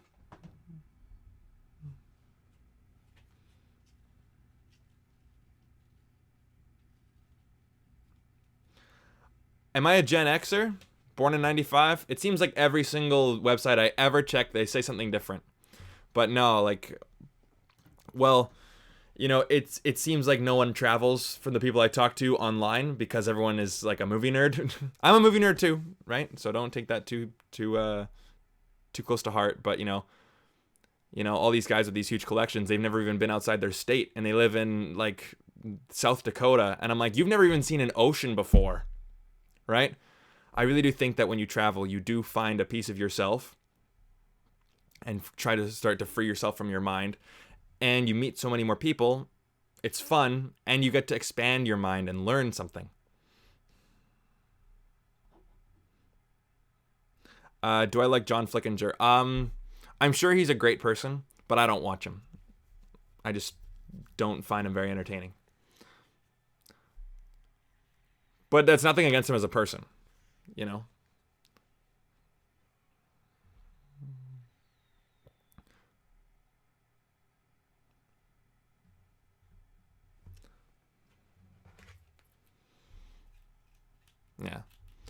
And you know what? Every single time anyone says that, if you're a fan of another channel that's in like the same realm as me, if I say that I don't like it, I'm always kind of thinking, well, someone's gonna just go over to them and say something, but will they even care?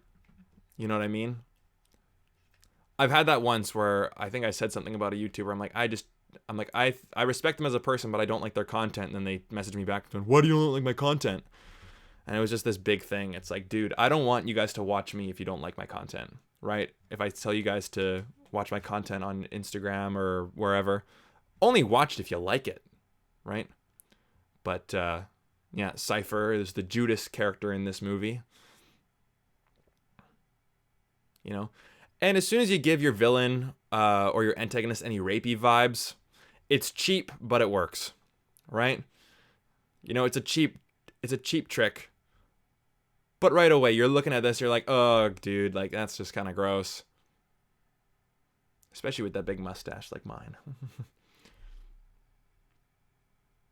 But either way.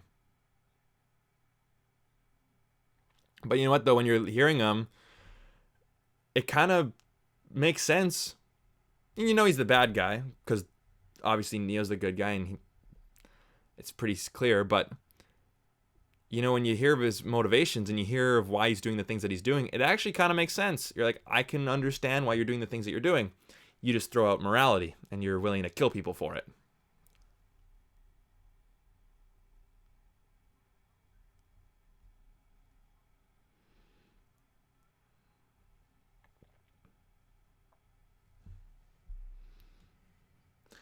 I've not seen the Watchmen movie.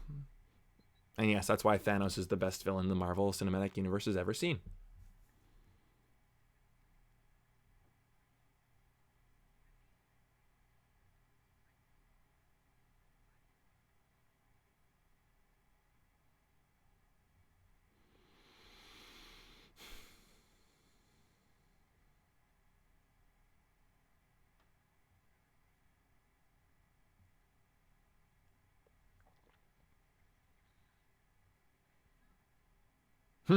No. and then the not like this. It's like, I don't know who APOC is, and then I guess she's Switch, right? I'm like, I don't really know who Switch is. And then I guess Trinity's acting here isn't the best. If I need to bring it on my critic glasses here, I try to dissect this film shot by shot. Not like this.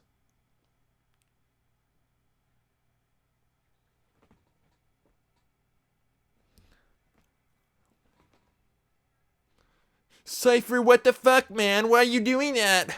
You know what I mean? It's a nitpick. I know. I still love this movie, though. No. The answer is no. I will not be reviewing iCarly and Drake and Josh. I will not be reviewing those.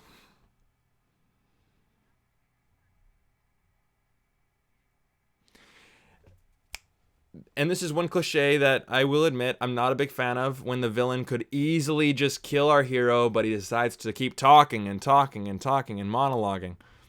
GoldenEye, that's a pretty bad one. License to Kill is even worse.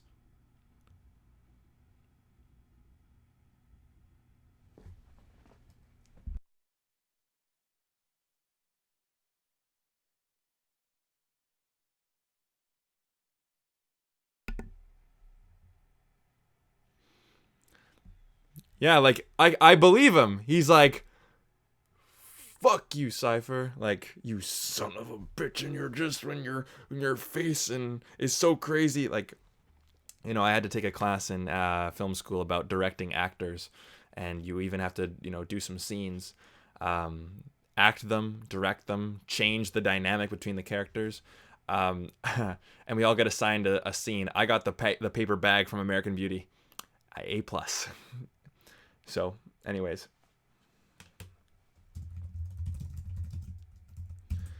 I could probably find some of my old projects in film school and upload them for you guys.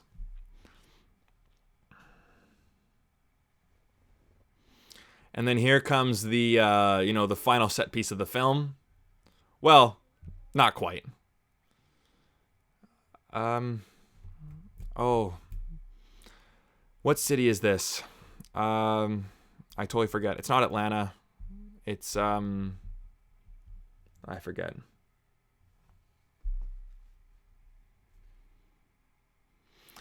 Yeah, you know what, though? What Agent Smith says here, he's kind of right.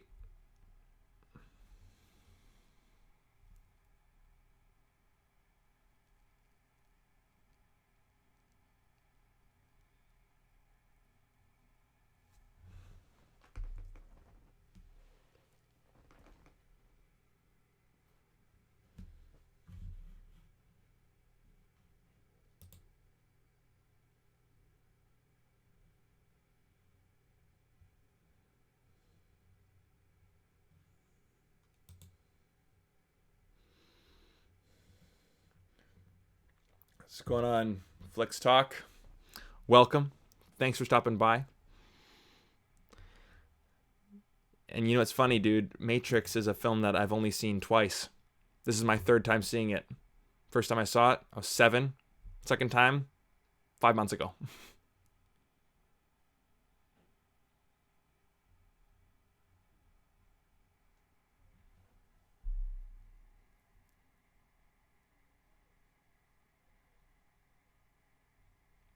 Yeah, evolution. Maybe all those idiots who drink Lysol will just die, and then the world will be full of less idiots. Also, I'll stay here for about 30 minutes or so after the movie to discuss it and chat with you guys. So definitely stay.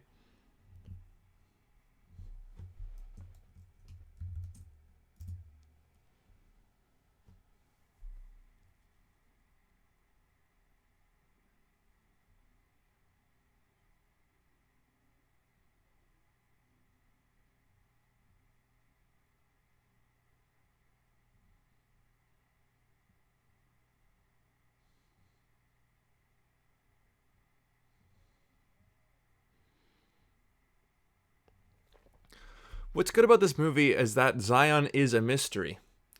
Kind of like in the original Star Wars, how the Force and the Jedi and the Sith, they didn't even say the word Sith in the OG trilogy, right? it was just kind of this bigger mystery to it. And like the Matrix, right? Although we don't actually see like the hub world, you know, or like we don't see like, you know, the Matrix's mainframe or anything like that. It's just the Matrix is this bigger thing, but it's personified through the agents, right? So Agent Smith is the Matrix, right?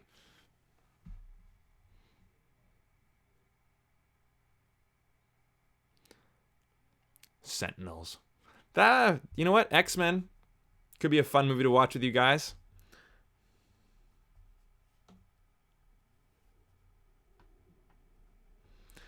Oh, there's many extremely iconic movies that I've never seen before. I have a long watch list on Letterboxd, like Godfather and Jaws. Stop. I don't believe it.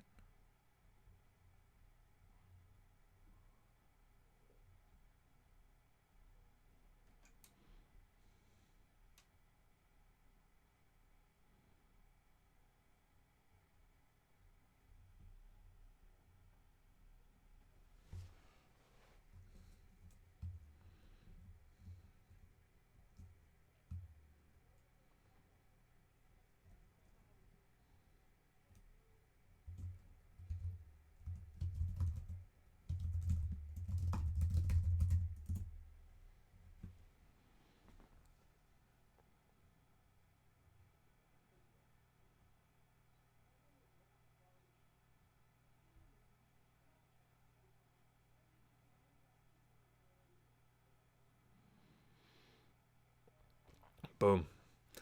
That's kind of the whole essence of spirituality, I'm realizing, is that you have to question everything. Question your feelings, question your emotions. Why are you feeling this? Why are you thinking this? Once you start to realize that, you can think of yourself like Iron Man, you know, with his big computer.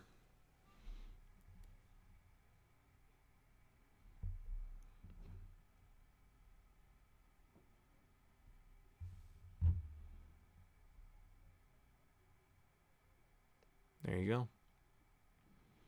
Taking fate, grabbing it.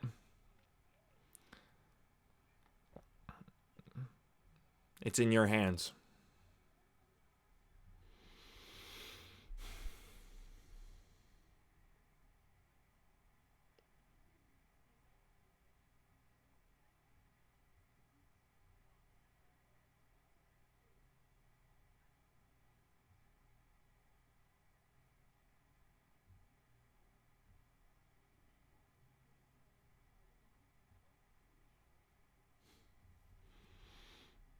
Boom. Bam. I haven't seen Inception in a long time. So I don't think I can answer that truthfully. But as of right now, I'll say The Matrix.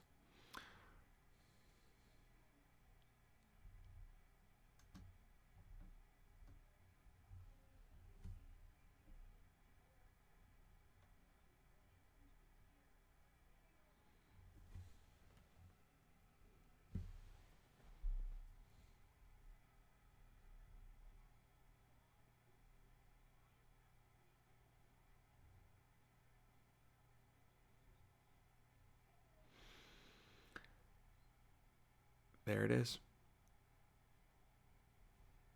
We're running out of spaces, guys.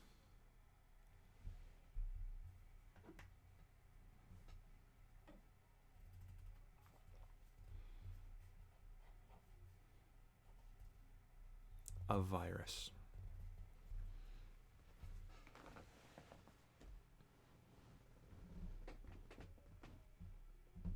Oops.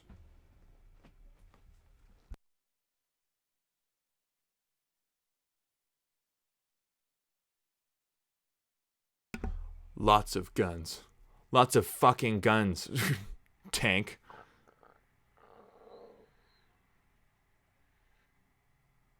Hell yeah.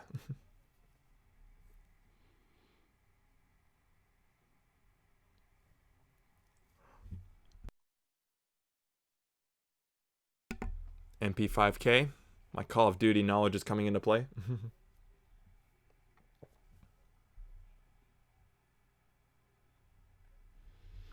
And here comes the action scene.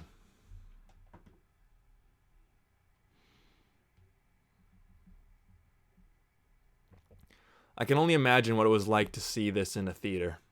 All this slow-mo, all this bullet storm, craziness.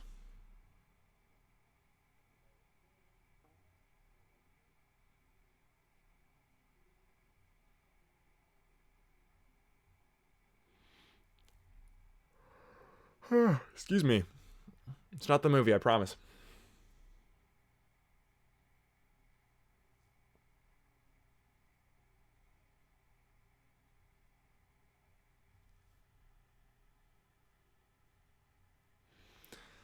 Well, if Will Smith was Neo, there would have to be much more room for his personality, because his personality is much bigger than Keanu Reeves, right?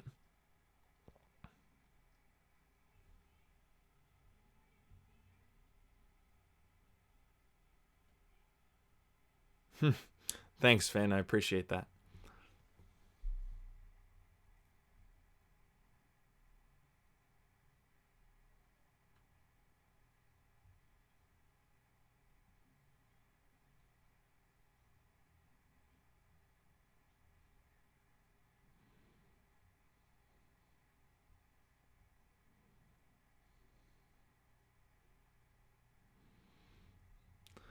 Hugo Weaving is a great villain, and I think his performance in Captain America was really great also. And here we go. Brought in a whole new generation of trench coat wearers. Although, for some reason, whenever I see someone wearing a trench coat, I just don't trust them. That could be a preconceived notion that I've implanted into my brain. You know what I mean? And I mean, he is just killing just random people. But part of the Matrix.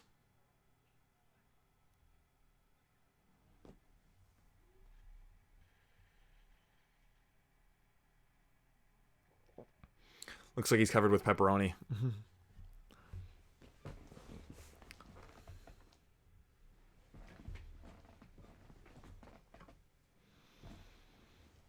All right, here we go. And I believe this song's called Spy Break, I think.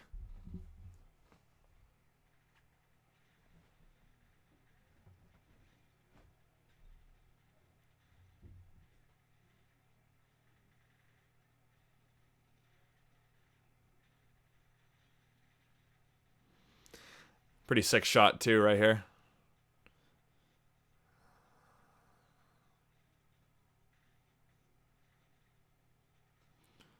Boom, boom, boom, boom, boom, boom, boom, boom, boom. Oh, I love it.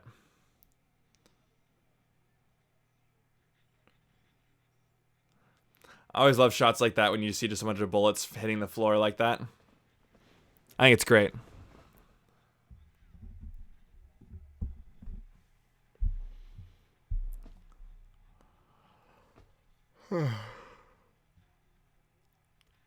Oh, great move. This is a great shot too.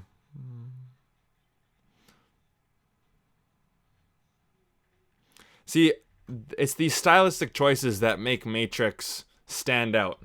Has its own unique voice. Sure, with the philosophy and everything mixed in with the story that feels like Terminator mixed with Star Wars. But then the action scenes are just crazy.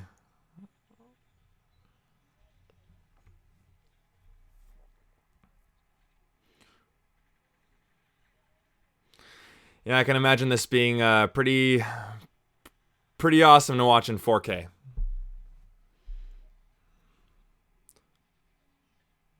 Boom.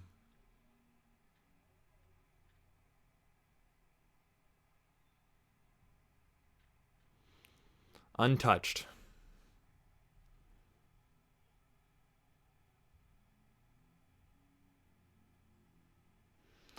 Um, Smaller YouTube channels. Well, Flicks Talk and Movie Files, I did collaborations with them. And I did a collaboration with this guy named Ewan Reviews. Good kid. Those are the ones that come to mind right now.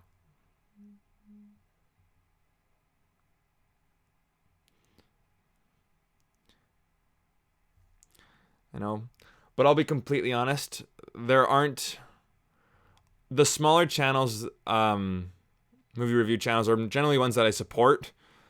I don't really know of any other smaller YouTube channels that I regularly watch that I don't also support.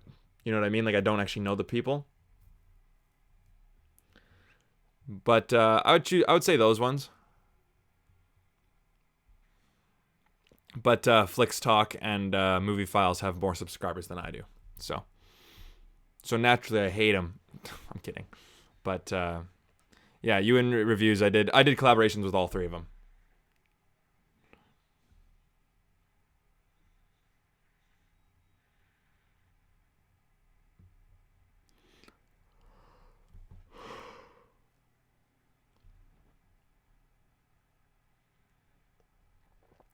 And then we have this slow-mo CGI. But you know what, though? The CGI in this movie, even for 1999, is still really good.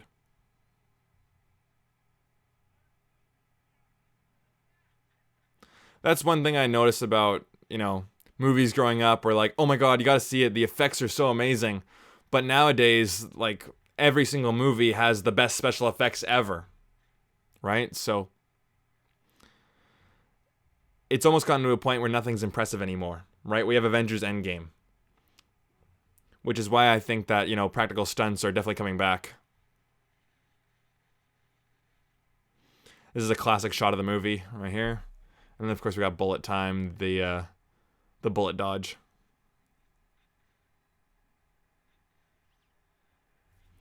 That's so awesome.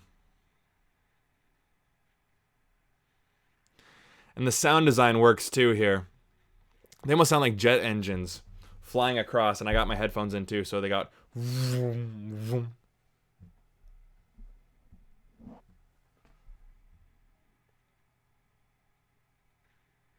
Boom. Love it.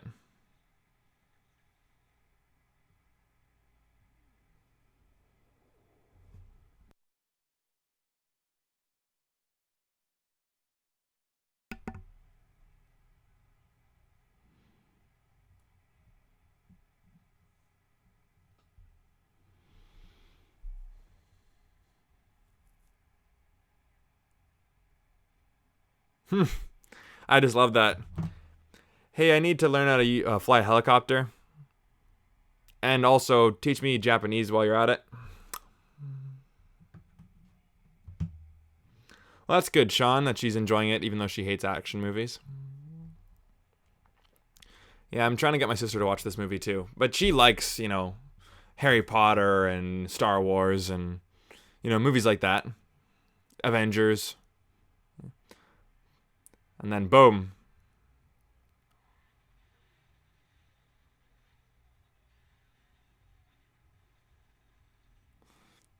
I can imagine Tarantino just loving this.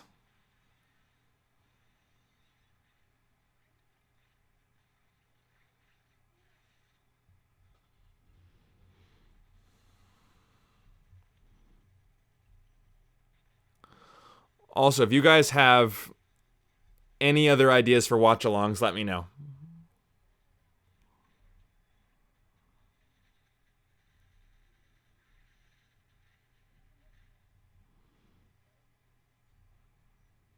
And yeah, again, falling bullets.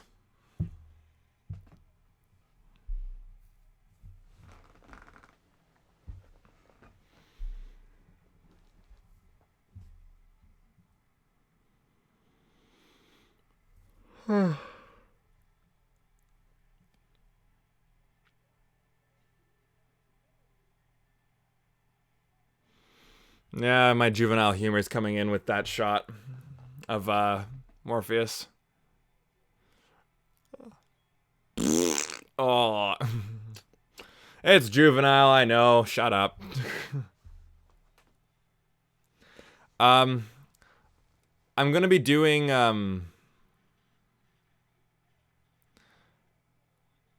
some joint watch-alongs with the One Channel Talking TV podcast. We're gonna be watching Solo and Rogue One. I haven't decided what the next watch-along is gonna be.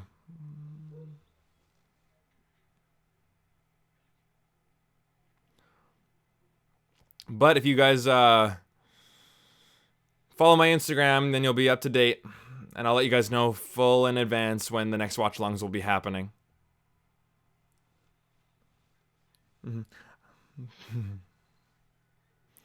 Yeah, a comedy film could be fun.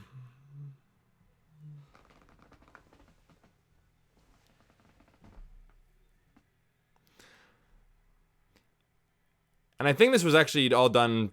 I don't think it was all done for real. No, it wasn't. That looks pretty good though. Like, I mean, no, I think we're gonna announce it on May the 4th. Trust me, I would not want to watch Rogue One again on May the 4th. And you know what? I'm really doing the Rogue One and Solo ones because they're a joint watch along. Because if you guys know me at all, based on my Star Wars rankings, that I'm not a very big fan of either of those movies. I just don't think they're very good.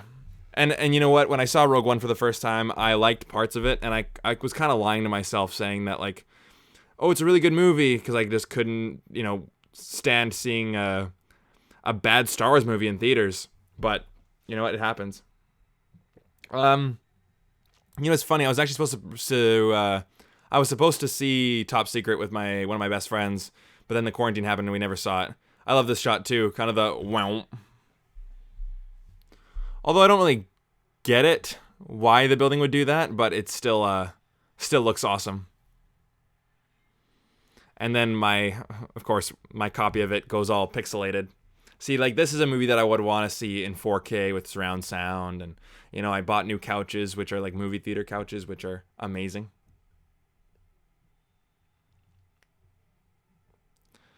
I honestly don't remember what the ranking was that I did, but I think I put Solo ahead of Rogue One, I think. I don't remember. They're pretty even. I both gave them 2 out of 5s. Yeah, May the 4th be May the 4th be with you, everyone.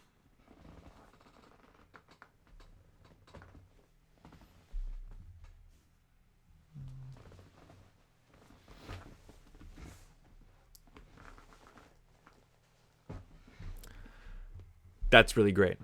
It's the difference between knowing the path and walking the path, because you can know the right way, and then just keep lying to yourself. That's how most addicts basically stay addicts. Oh, I'm not an addict. I'm not doing it that much. You can keep telling yourself that, but, Oh, Evan, I didn't know you were from Germany. Or if I did, I forgot. Guten Tag, wie geht's es Ihnen? Is that how you say it? My father was born in Germany. He is from the region known as Hanover, ne? And we are watching The Matrix on the YouTube watch-along. Tombstone? I would have to watch that movie first before I do a watch-along for it. Sorry, guys, I don't think I can do a movie that I've never seen before, because then I would just be talking over it the whole time. Right? I don't speak German. I just know a couple phrases here and there.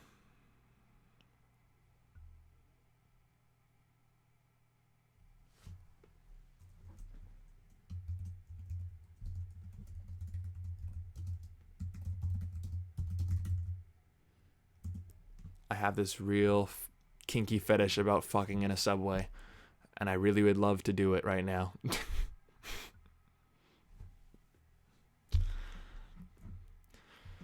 Juvenile humor that I can't really say on my YouTube reviews. Well, I mean, I can, but I find that people don't really get my sarcasm on my video reviews.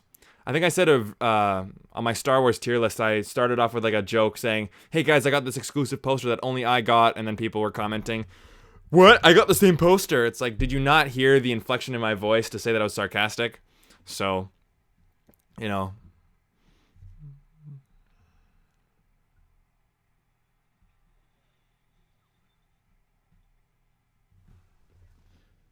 How can you be American if you were born in Berlin? If you were born there, that means you're German.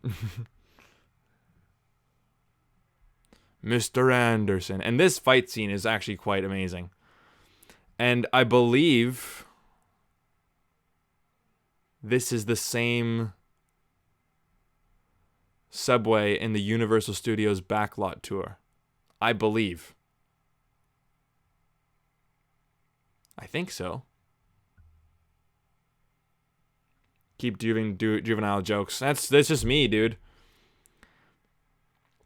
You know, with my reviews, I try to keep it as PG as possible. You know, an F-bomb or anything will kind of slip, but that's my humor, you know? Like, I used to bartend. Trust me, if I brought that humor in here, oh, I don't know.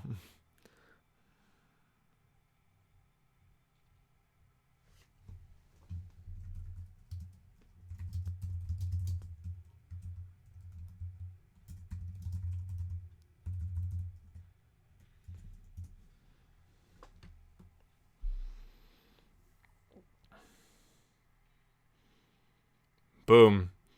Just like Thanos' blood. Just a little bit of damage. Okay, this guy actually has a chance. Mr. Anderson. I've done the Universal Studios backlot tour, but I've never been to the Warner Brothers one.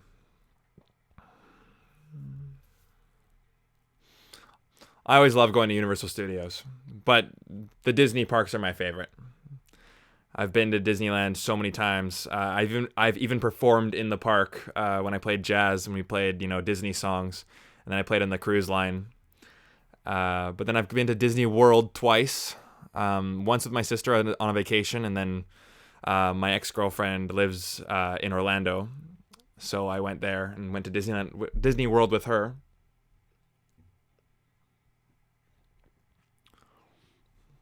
And then Disney Paris for my 17th birthday.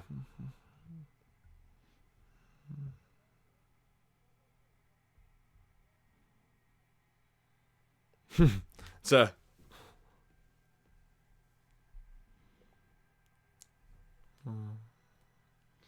I love that one. It's like, come here, bitch. And I like the sound effects of the hits. It does sound like a just a.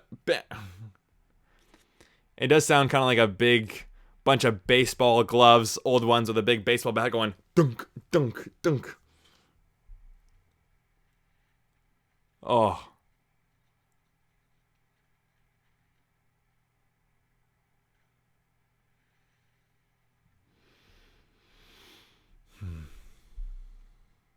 Push in.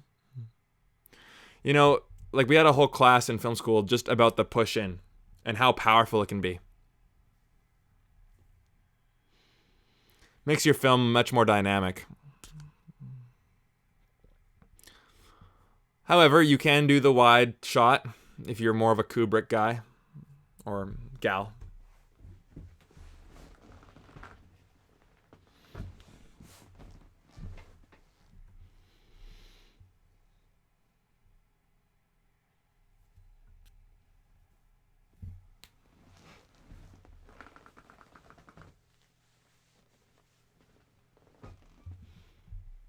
Is Neo.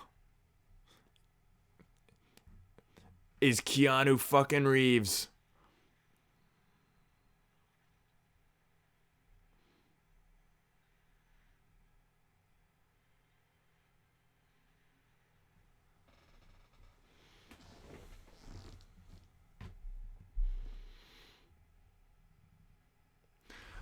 I think it was Roger Ebert who was like really liking this movie until the final action scene where the movie kind of loses all of its like philosophy and its like deeper meaning. But you know what? It is an action film, right?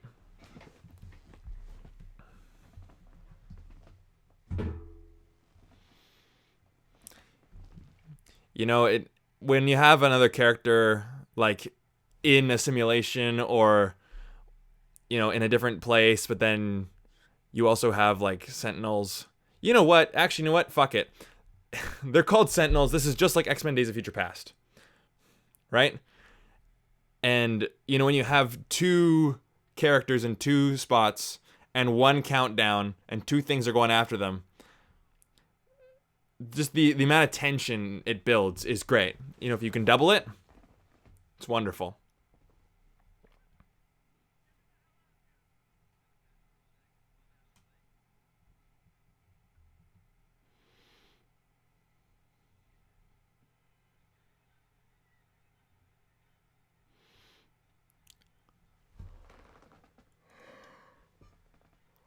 Yeah, like Ready Player One. That's a perfect example. I love that movie. But I don't love it because of its nostalgia. I love it because it's just a classic story.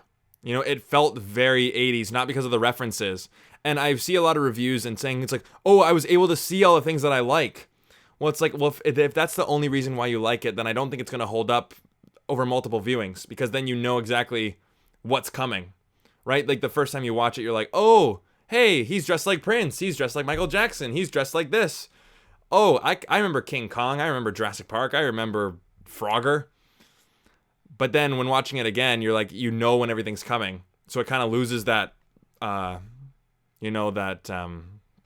shock value, but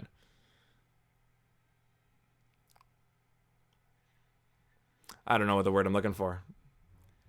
Seeing it for the first time, you know what's coming. That's why a lot of comedies don't hold up in second viewings.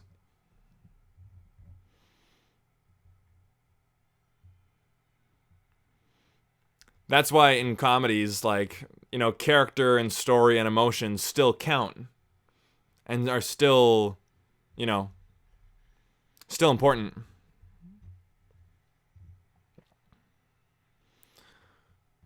The one comedy that I get in shit for not liking is Hot Rod. And I just keep telling them, it's because I hate this character. And I hate the motivation behind it. He's going to make it. Yeah. He's gonna make it. It's a classic line that's overused, but it's still so effective. Like the no. It's a cliche that works. Kind of like walking away from an explosion. And see, yeah, what's good about this is that not only is Neo being chased by the agents, but the rest of our characters are being chased by the Sentinels. And so it gives it that extra, like, ticking time bomb.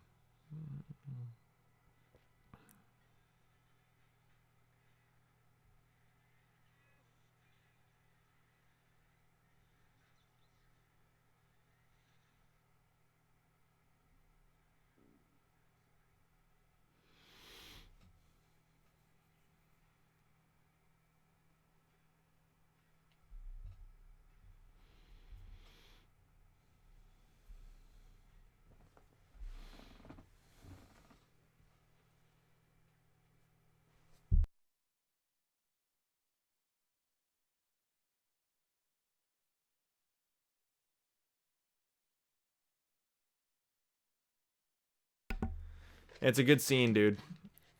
Like, like with me, like, I love nostalgia, but it comes with a price. And you know what? I honestly think that nostalgia is in right now with all these remakes and reboots, because I think that deep down a lot of people are kind of afraid to move forward, right?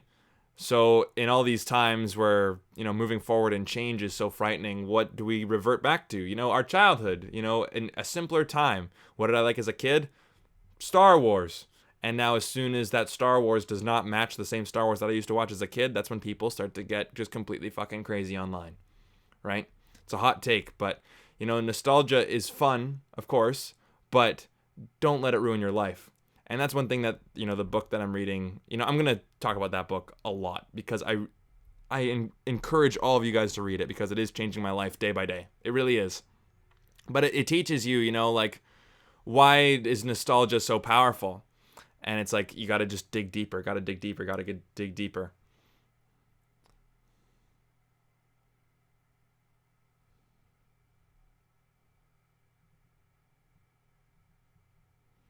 Yeah, we got company. And see, yeah, this romance came out of nowhere.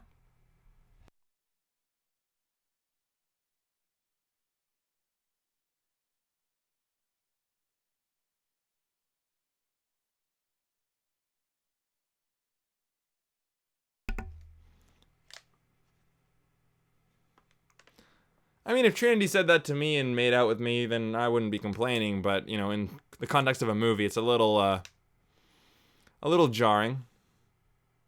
But the music is nice, so give it a pass.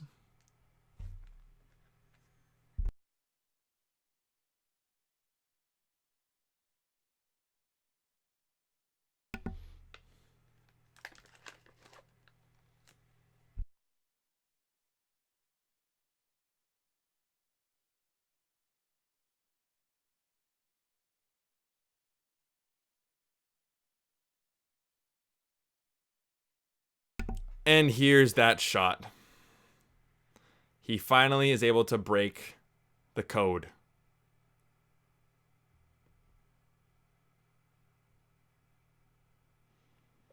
You know, I don't want to jinx it, but it's 10 minutes left in the movie and I haven't gone to the bathroom yet. So if you guys want to stick around for another 15 minutes, 20 minutes, 25 minutes, depending on how much I ramble on, then definitely feel free to stay. And he's able to see the Matrix for what it really is. Just code.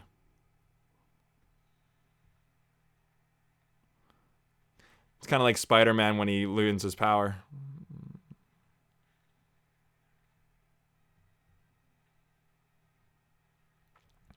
You know, with that ultimate power, yeah, I can imagine the sequels being kind of disappointing, where it's like, okay, well, now that you know this stuff, how can... You know what I mean? It's kind of like when, in like sports movies, when they become the best team ever, but there's a sequel, it's like they gotta learn to be the best team ever again.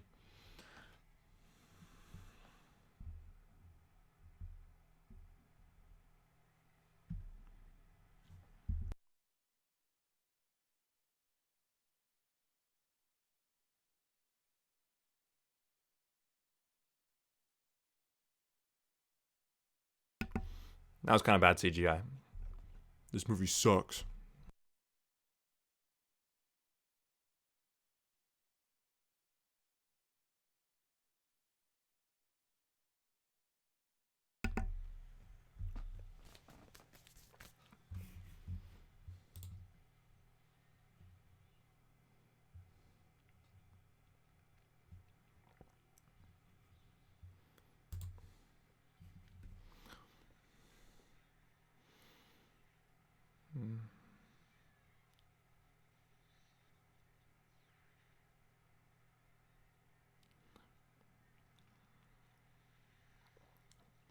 Boom.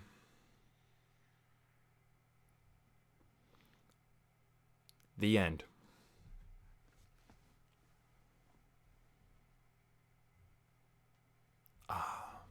The great romance of Neo and Trinity.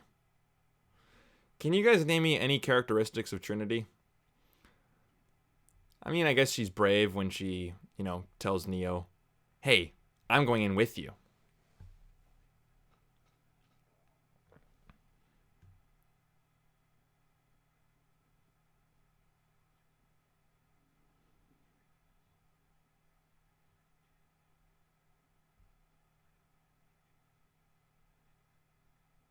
System failure. Yeah. Yeah. That's the character. That's her character. She's hot.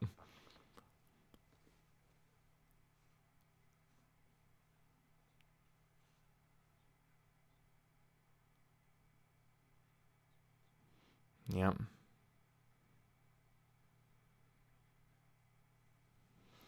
What's this song called? Rage Against the Machine, but what a great way to end it. Sure, it's dated, but it just completely fits.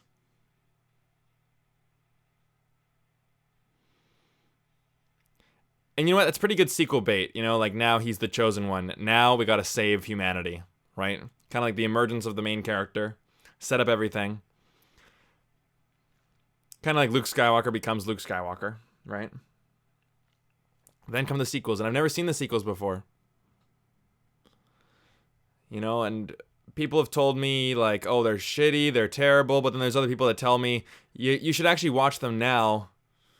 The Wachowski brothers. You know, that's That's aged. Anyways. Gotcha. All right, so I'm going to pause it there. So, that was The Matrix. That was my third time seeing it, and it is an awesome movie. I really do think it's extremely well put together because, and I've said this many times during the stream, but I really do think so. It's because, it takes ideas or like a framework from Terminator, the script structure of the hero's journey, just like Star Wars, but then it has this own unique voice to it with, the color palette. Of course, the green was added later. But then, you have like the soundtrack, you have the kung fu, you have the slow-mo, you have the dated technology, you have the leather outfits, like whenever someone goes like this, that was terrible. But you know what I mean, right? As soon as someone does that, you know that they're satirizing the Matrix, right? The lines like, I knew kung fu, Mr. Anderson, like, this movie has so many iconic moments in it, and then it does have a lot of thought-provoking messages. And I think that when a film makes you think about life, makes you think about your own life, and makes you think about deeper things, after seeing it or on the way home from the theater, then I think the film has done its job properly. Even if it's not trying to say anything really profound, but the fact that you're even thinking about it, it's saying something. Because one gauge that I like to, use when I talk about movies, and one thing that, and again, it slips up from me, right? Like I gave Sonic the Hedgehog and I gave Birds of Prey both threes out of 5s, right? Because I enjoyed them. But you know what? I'll admit, when I'm driving home from the theater, I don't think about the movie. Like whenever I used to go to a movie theater with my parents or with my sister or with my friends and everything, we'd go see a movie. Then on the way home, I'd always go, what was your favorite part? What was your least favorite part? What did you like about it? What did you not like about it? And all these things. So, all these different things. But when you come home from a theater or when you watch a movie and you go, oh, that was a really good movie, but you're just forgetting about it on the way home and you're not even thinking about it, then it's like, well, the film really didn't impact you. It just kind of made you content for 2 hours. And with so many more films, there's like 3 films or 4 films coming out every single week in theaters. There's so many more coming out for Netflix, and there's over 100 years of cinema. Films are going to be the more competition to really stand out in terms of its legacy. It's going to be so hard. A film like this stands out. You know what I mean? When people do this, people know what they're talking about. When people dress like the Matrix, people know what they're talking about. And, of course, it has the thought-provoking messages. What's reality? What a great question. And it's entertaining. It's action-packed. Likeable characters. Not the best, I will say. That might be a flaw from the movie. But I can't deny that I love watching it. And I think it's a really well-done movie. So, anyways. It's called Wake Up. I don't know what's called Wake Up. I was born in Germany, but to American parents. Germany does not have birthright citizenship like in US, so I'm only an American citizen. Okay. But you know what? In my mind, I'm still going to call you German because you're born in Germany, right? Like my mother was born in Ireland, so she is an Irish woman. My father was born in Germany. He is a German man. I was born in Canada, therefore I am Canadian, just like the Molson Canadian commercials. Anyways, Carrie-Anne Moss was born and raised in Vancouver, Canada. There we go. Best country in the world. Sure, I'll say it. Best country in the world. Best city in the world, Vancouver, British Columbia. You heard it here first, folks. Anyways, gotta go. Thanks for the watch along. Thanks for coming, man. Also, when Will Smith was supposed to be Neo Morpheus, was supposed to be. I heard different. I heard Val Kilmer was actually considered for the role of Neo also. Yeah. The song was Rage. Oh, okay. Wake Up. Wake Up by Rage Against the Machine. Got it. Is if I go on a tangent, right, when I'm talking, and then I come back to the stream, like it's delayed, and my mind will just completely go. So, what did you guys think about The Matrix? And I know a lot of people you guys have been saying, stay away from the sequels, stay away from the sequels. part of me just wants to see them just to say that I've seen them, right? And everyone, like someone came in here, I think it was Movie Files, Elliot here, you know, he told me, he's like, well, are you excited about Matrix 4? And I'm like, not really, because I've seen this movie now 3 times. So, again, I'm sure I'm going to need to know about it. Or I'm going to need to know about the sequels to watch Matrix 4. Because it is called Matrix 4. It's not, they're not doing like some Terminator Dark Fate bullshit where they, you know, they like erase some sequels or anything like that. You know, kind of like Jurassic World, I guess, did the same thing. Like Lost World and Jurassic Park 3 didn't exist, I think. You know, I don't know. The Morpheus thing with Val Kilmer, I heard from Will Smith when he talked about why he didn't do The Matrix. Okay, well, you know, I'm not an expert. So I'll trust Will Smith, because he wasn't on the movie either. No, I'm just kidding. But yeah, I mean, it's a good movie, and a lot of people I know, especially at my work, say it's like their favorite movie of all time. I don't think I would go that far. You know, I think I can respect The Matrix a lot, and I do enjoy it a lot in terms of that like emotional connection. And for me, it's like whenever you say it's your favorite movie of all time, you know, you can't really argue against it because it's just a gut feeling. You can talk about your objective beliefs about a movie, about, oh, the cinematography was great, the acting was great, the story elements, yada, yada, yada.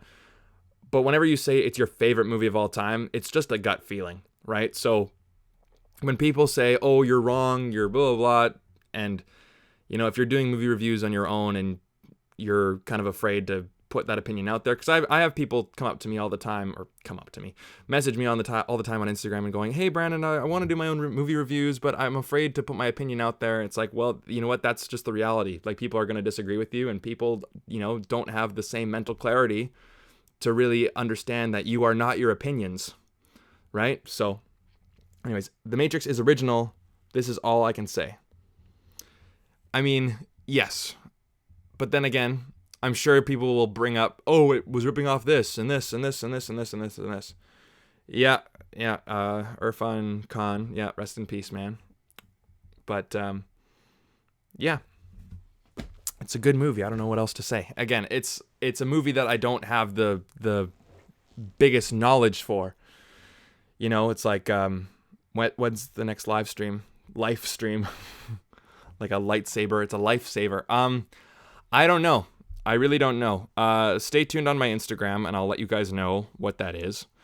I know that I'm going to be doing some joint watch-alongs, which I will be posting about tomorrow. They're not tomorrow, but I will be posting about them tomorrow. Me and some other people will be watching Solo and Rogue One. But I do have a list of other movies that I definitely want to do for live streams. I'm thinking about doing Lethal Weapon. You know, that'd be a film I would only see twice. Or it'd be my second time watching it on the stream, which would be pretty fun. So, again, for all you guys who are still here, which there aren't as many as I can see, just follow me on Instagram, and you'll find out when the next watch-alongs will be, and then I'll post like the upcoming live streams. I have a section on my channel now where it says upcoming live streams.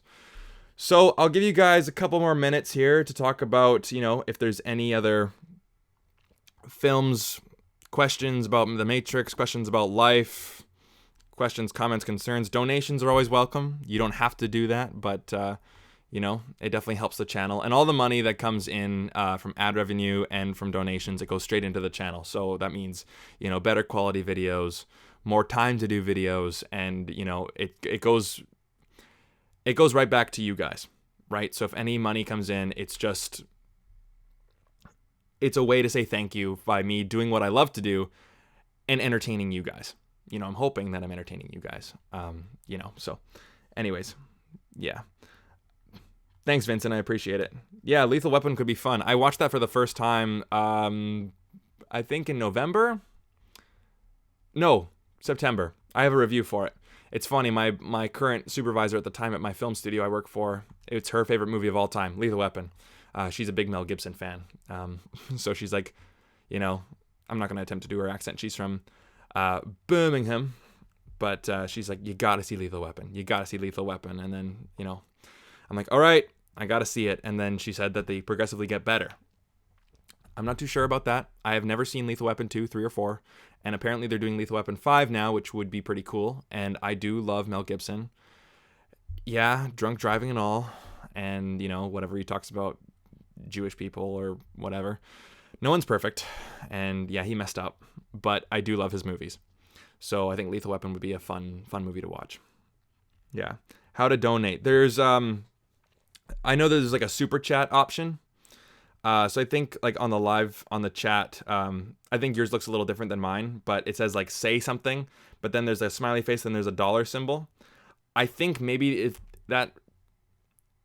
I think you may have to put down your credit card for that, but I'm like not in the chat, obviously. But I'm actually not too sure how exactly to do a super chat, because I actually never donated during a super chat. But I got a couple from Movie Man Cave, and I got some from Gavin, the other live streams, and I'm really appreciative of it. But you guys don't have to do that. Just letting you guys know. But I appreciate it, of course. Have I seen Shaun of the Death? I've never seen Shaun of the Death, but I have seen Shaun of the Dead. I'm just making fun of you for a little bit. Don't take it too seriously. I have seen Shaun of the Dead. Out of the Cornetto trilogy, those would be fun movies to watch too. Hot Fuzz is one of my all-time, if not my favorite comedy ever made. I think Hot Fuzz literally gets better every single time I see it, and I think it is so genius, so well made, and fucking hilarious. Hilarious. If you guys have never seen Hot Fuzz, watch it. Trust me. Watch Hot Fuzz. But longest feature film you've watched. I'm gonna have to go with the extended edition of Lord of the Rings, The Return of the King. I think that one's like, not 3.5 hours, like 4 hours, I think. I'm not too sure. But I was on a road trip with my jazz band, and I drove from Vancouver, British Columbia to Moscow, Idaho. What's in Moscow, Idaho? I don't know. You tell me. I've been there and I still don't know. No offense to anyone who lives in Moscow, Idaho, but I think that's where the Idaho University is, the Idaho Vandals. But either way, we watched all the Lord of the Rings on that drive, which is like a 9-hour drive. So we watched most of them on the way there, and then we watched Return of the King on the way back. So I'm going to have to go with that was probably the longest feature film I'd ever seen. I know Birth of a Nation is pretty long too, and we had to watch that. And it's kind of hard to go back to those older movies now just because of, time and technology and things like that. And to review them too, because it was just a different age, right? It was, those are cheesy and corny because, there weren't films back then. Right, there wasn't a film industry like we have right now. Super chat and super sticker. I think it's super chat. Like there's on my screen it says say something, right, and then it has like your little avatar, and then underneath it there's like custom emojis, and then show your support for BrandoCritic. There's a little like dollar symbol there. So I'm not too sure, but either way, I'll be doing more live streams if you guys want to donate. I'm sure you guys can donate to that one also. But I'll give you guys another little bit to ask any other questions. Or talk about The Matrix, or talk about film, or talk about life. I find that the best live streams I do is when we talk about, intimate things. But I'm not requiring you to bring up your divorce settlements here, because I'm definitely not that type of person. But yeah, anyways. Heidi, thank you so much for coming, and thank you for everyone who stuck around this long for the Matrix watch along, and there will definitely be more watch alongs in the future. Just follow me on BrandoCritic on Instagram, and you'll be seeing a lot more posts and movie reviews for the entire month of May. Will be coming out on Sunday mornings and on Wednesday mornings, 8 a.m. Pacific Standard Time, and that'd be 11 a.m. Eastern Standard Time. And I got a lot of reviews coming. I can give you a little hint about the ones coming up if you guys would like. Best short film you've watched? Best short film. I really like Day and Night, the Disney Pixar one. That one was really great. But I will give you guys a little bit of a sneak preview of what is to come in the next coming month for the channel. And most of them will be older movie reviews. And currently I'm at 1,605 subscribers. That's really, really, really, really touching. And I appreciate it a ton. But, so this morning I released the Team America World Police movie review. Definitely check that out. Then on Wednesday, you'll be seeing a movie from the guy who directed Batman v Superman. After that, it would be a movie from the 90s that's won an Academy Award and directed by two brothers, or made by two brothers. Then after that is a remake of a Disney classic. The next one after that will be a hidden gem from the 90s from Disney. The next one would be one of my favorite films of all time, taking place in Los Angeles. And the one after that has a soundtrack from my favorite artist of all time. And after that is a Disney film that came out the year I was born. And that's all you're getting. So those are all your hints. So I got 2 more minutes here until 8:30 here, and then I'm gonna call it a night. So hopefully you guys had fun. I mean, The Matrix is a classic, and I'm glad I finally got onto that bandwagon. And yeah, and there's even more reviews to come. Like, those are just the ones that are finished and that are uploaded on YouTube already.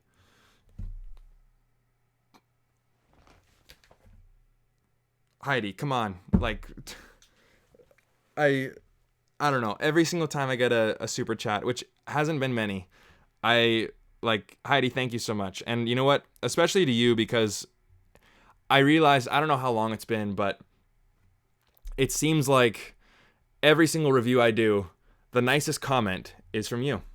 So I gotta say thank you for that. It truly means a lot. And that donation just,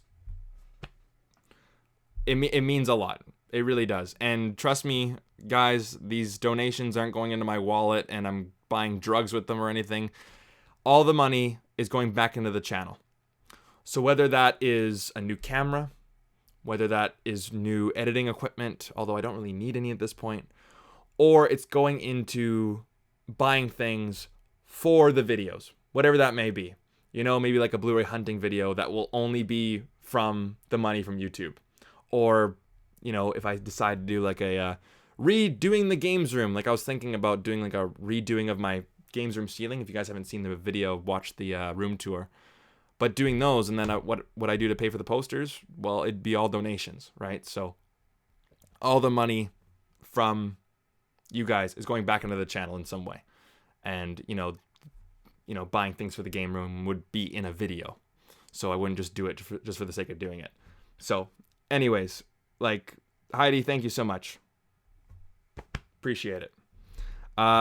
So Celeste guesses Legend of the Guardians, Fargo, The Rescues Down Under, Toy Story.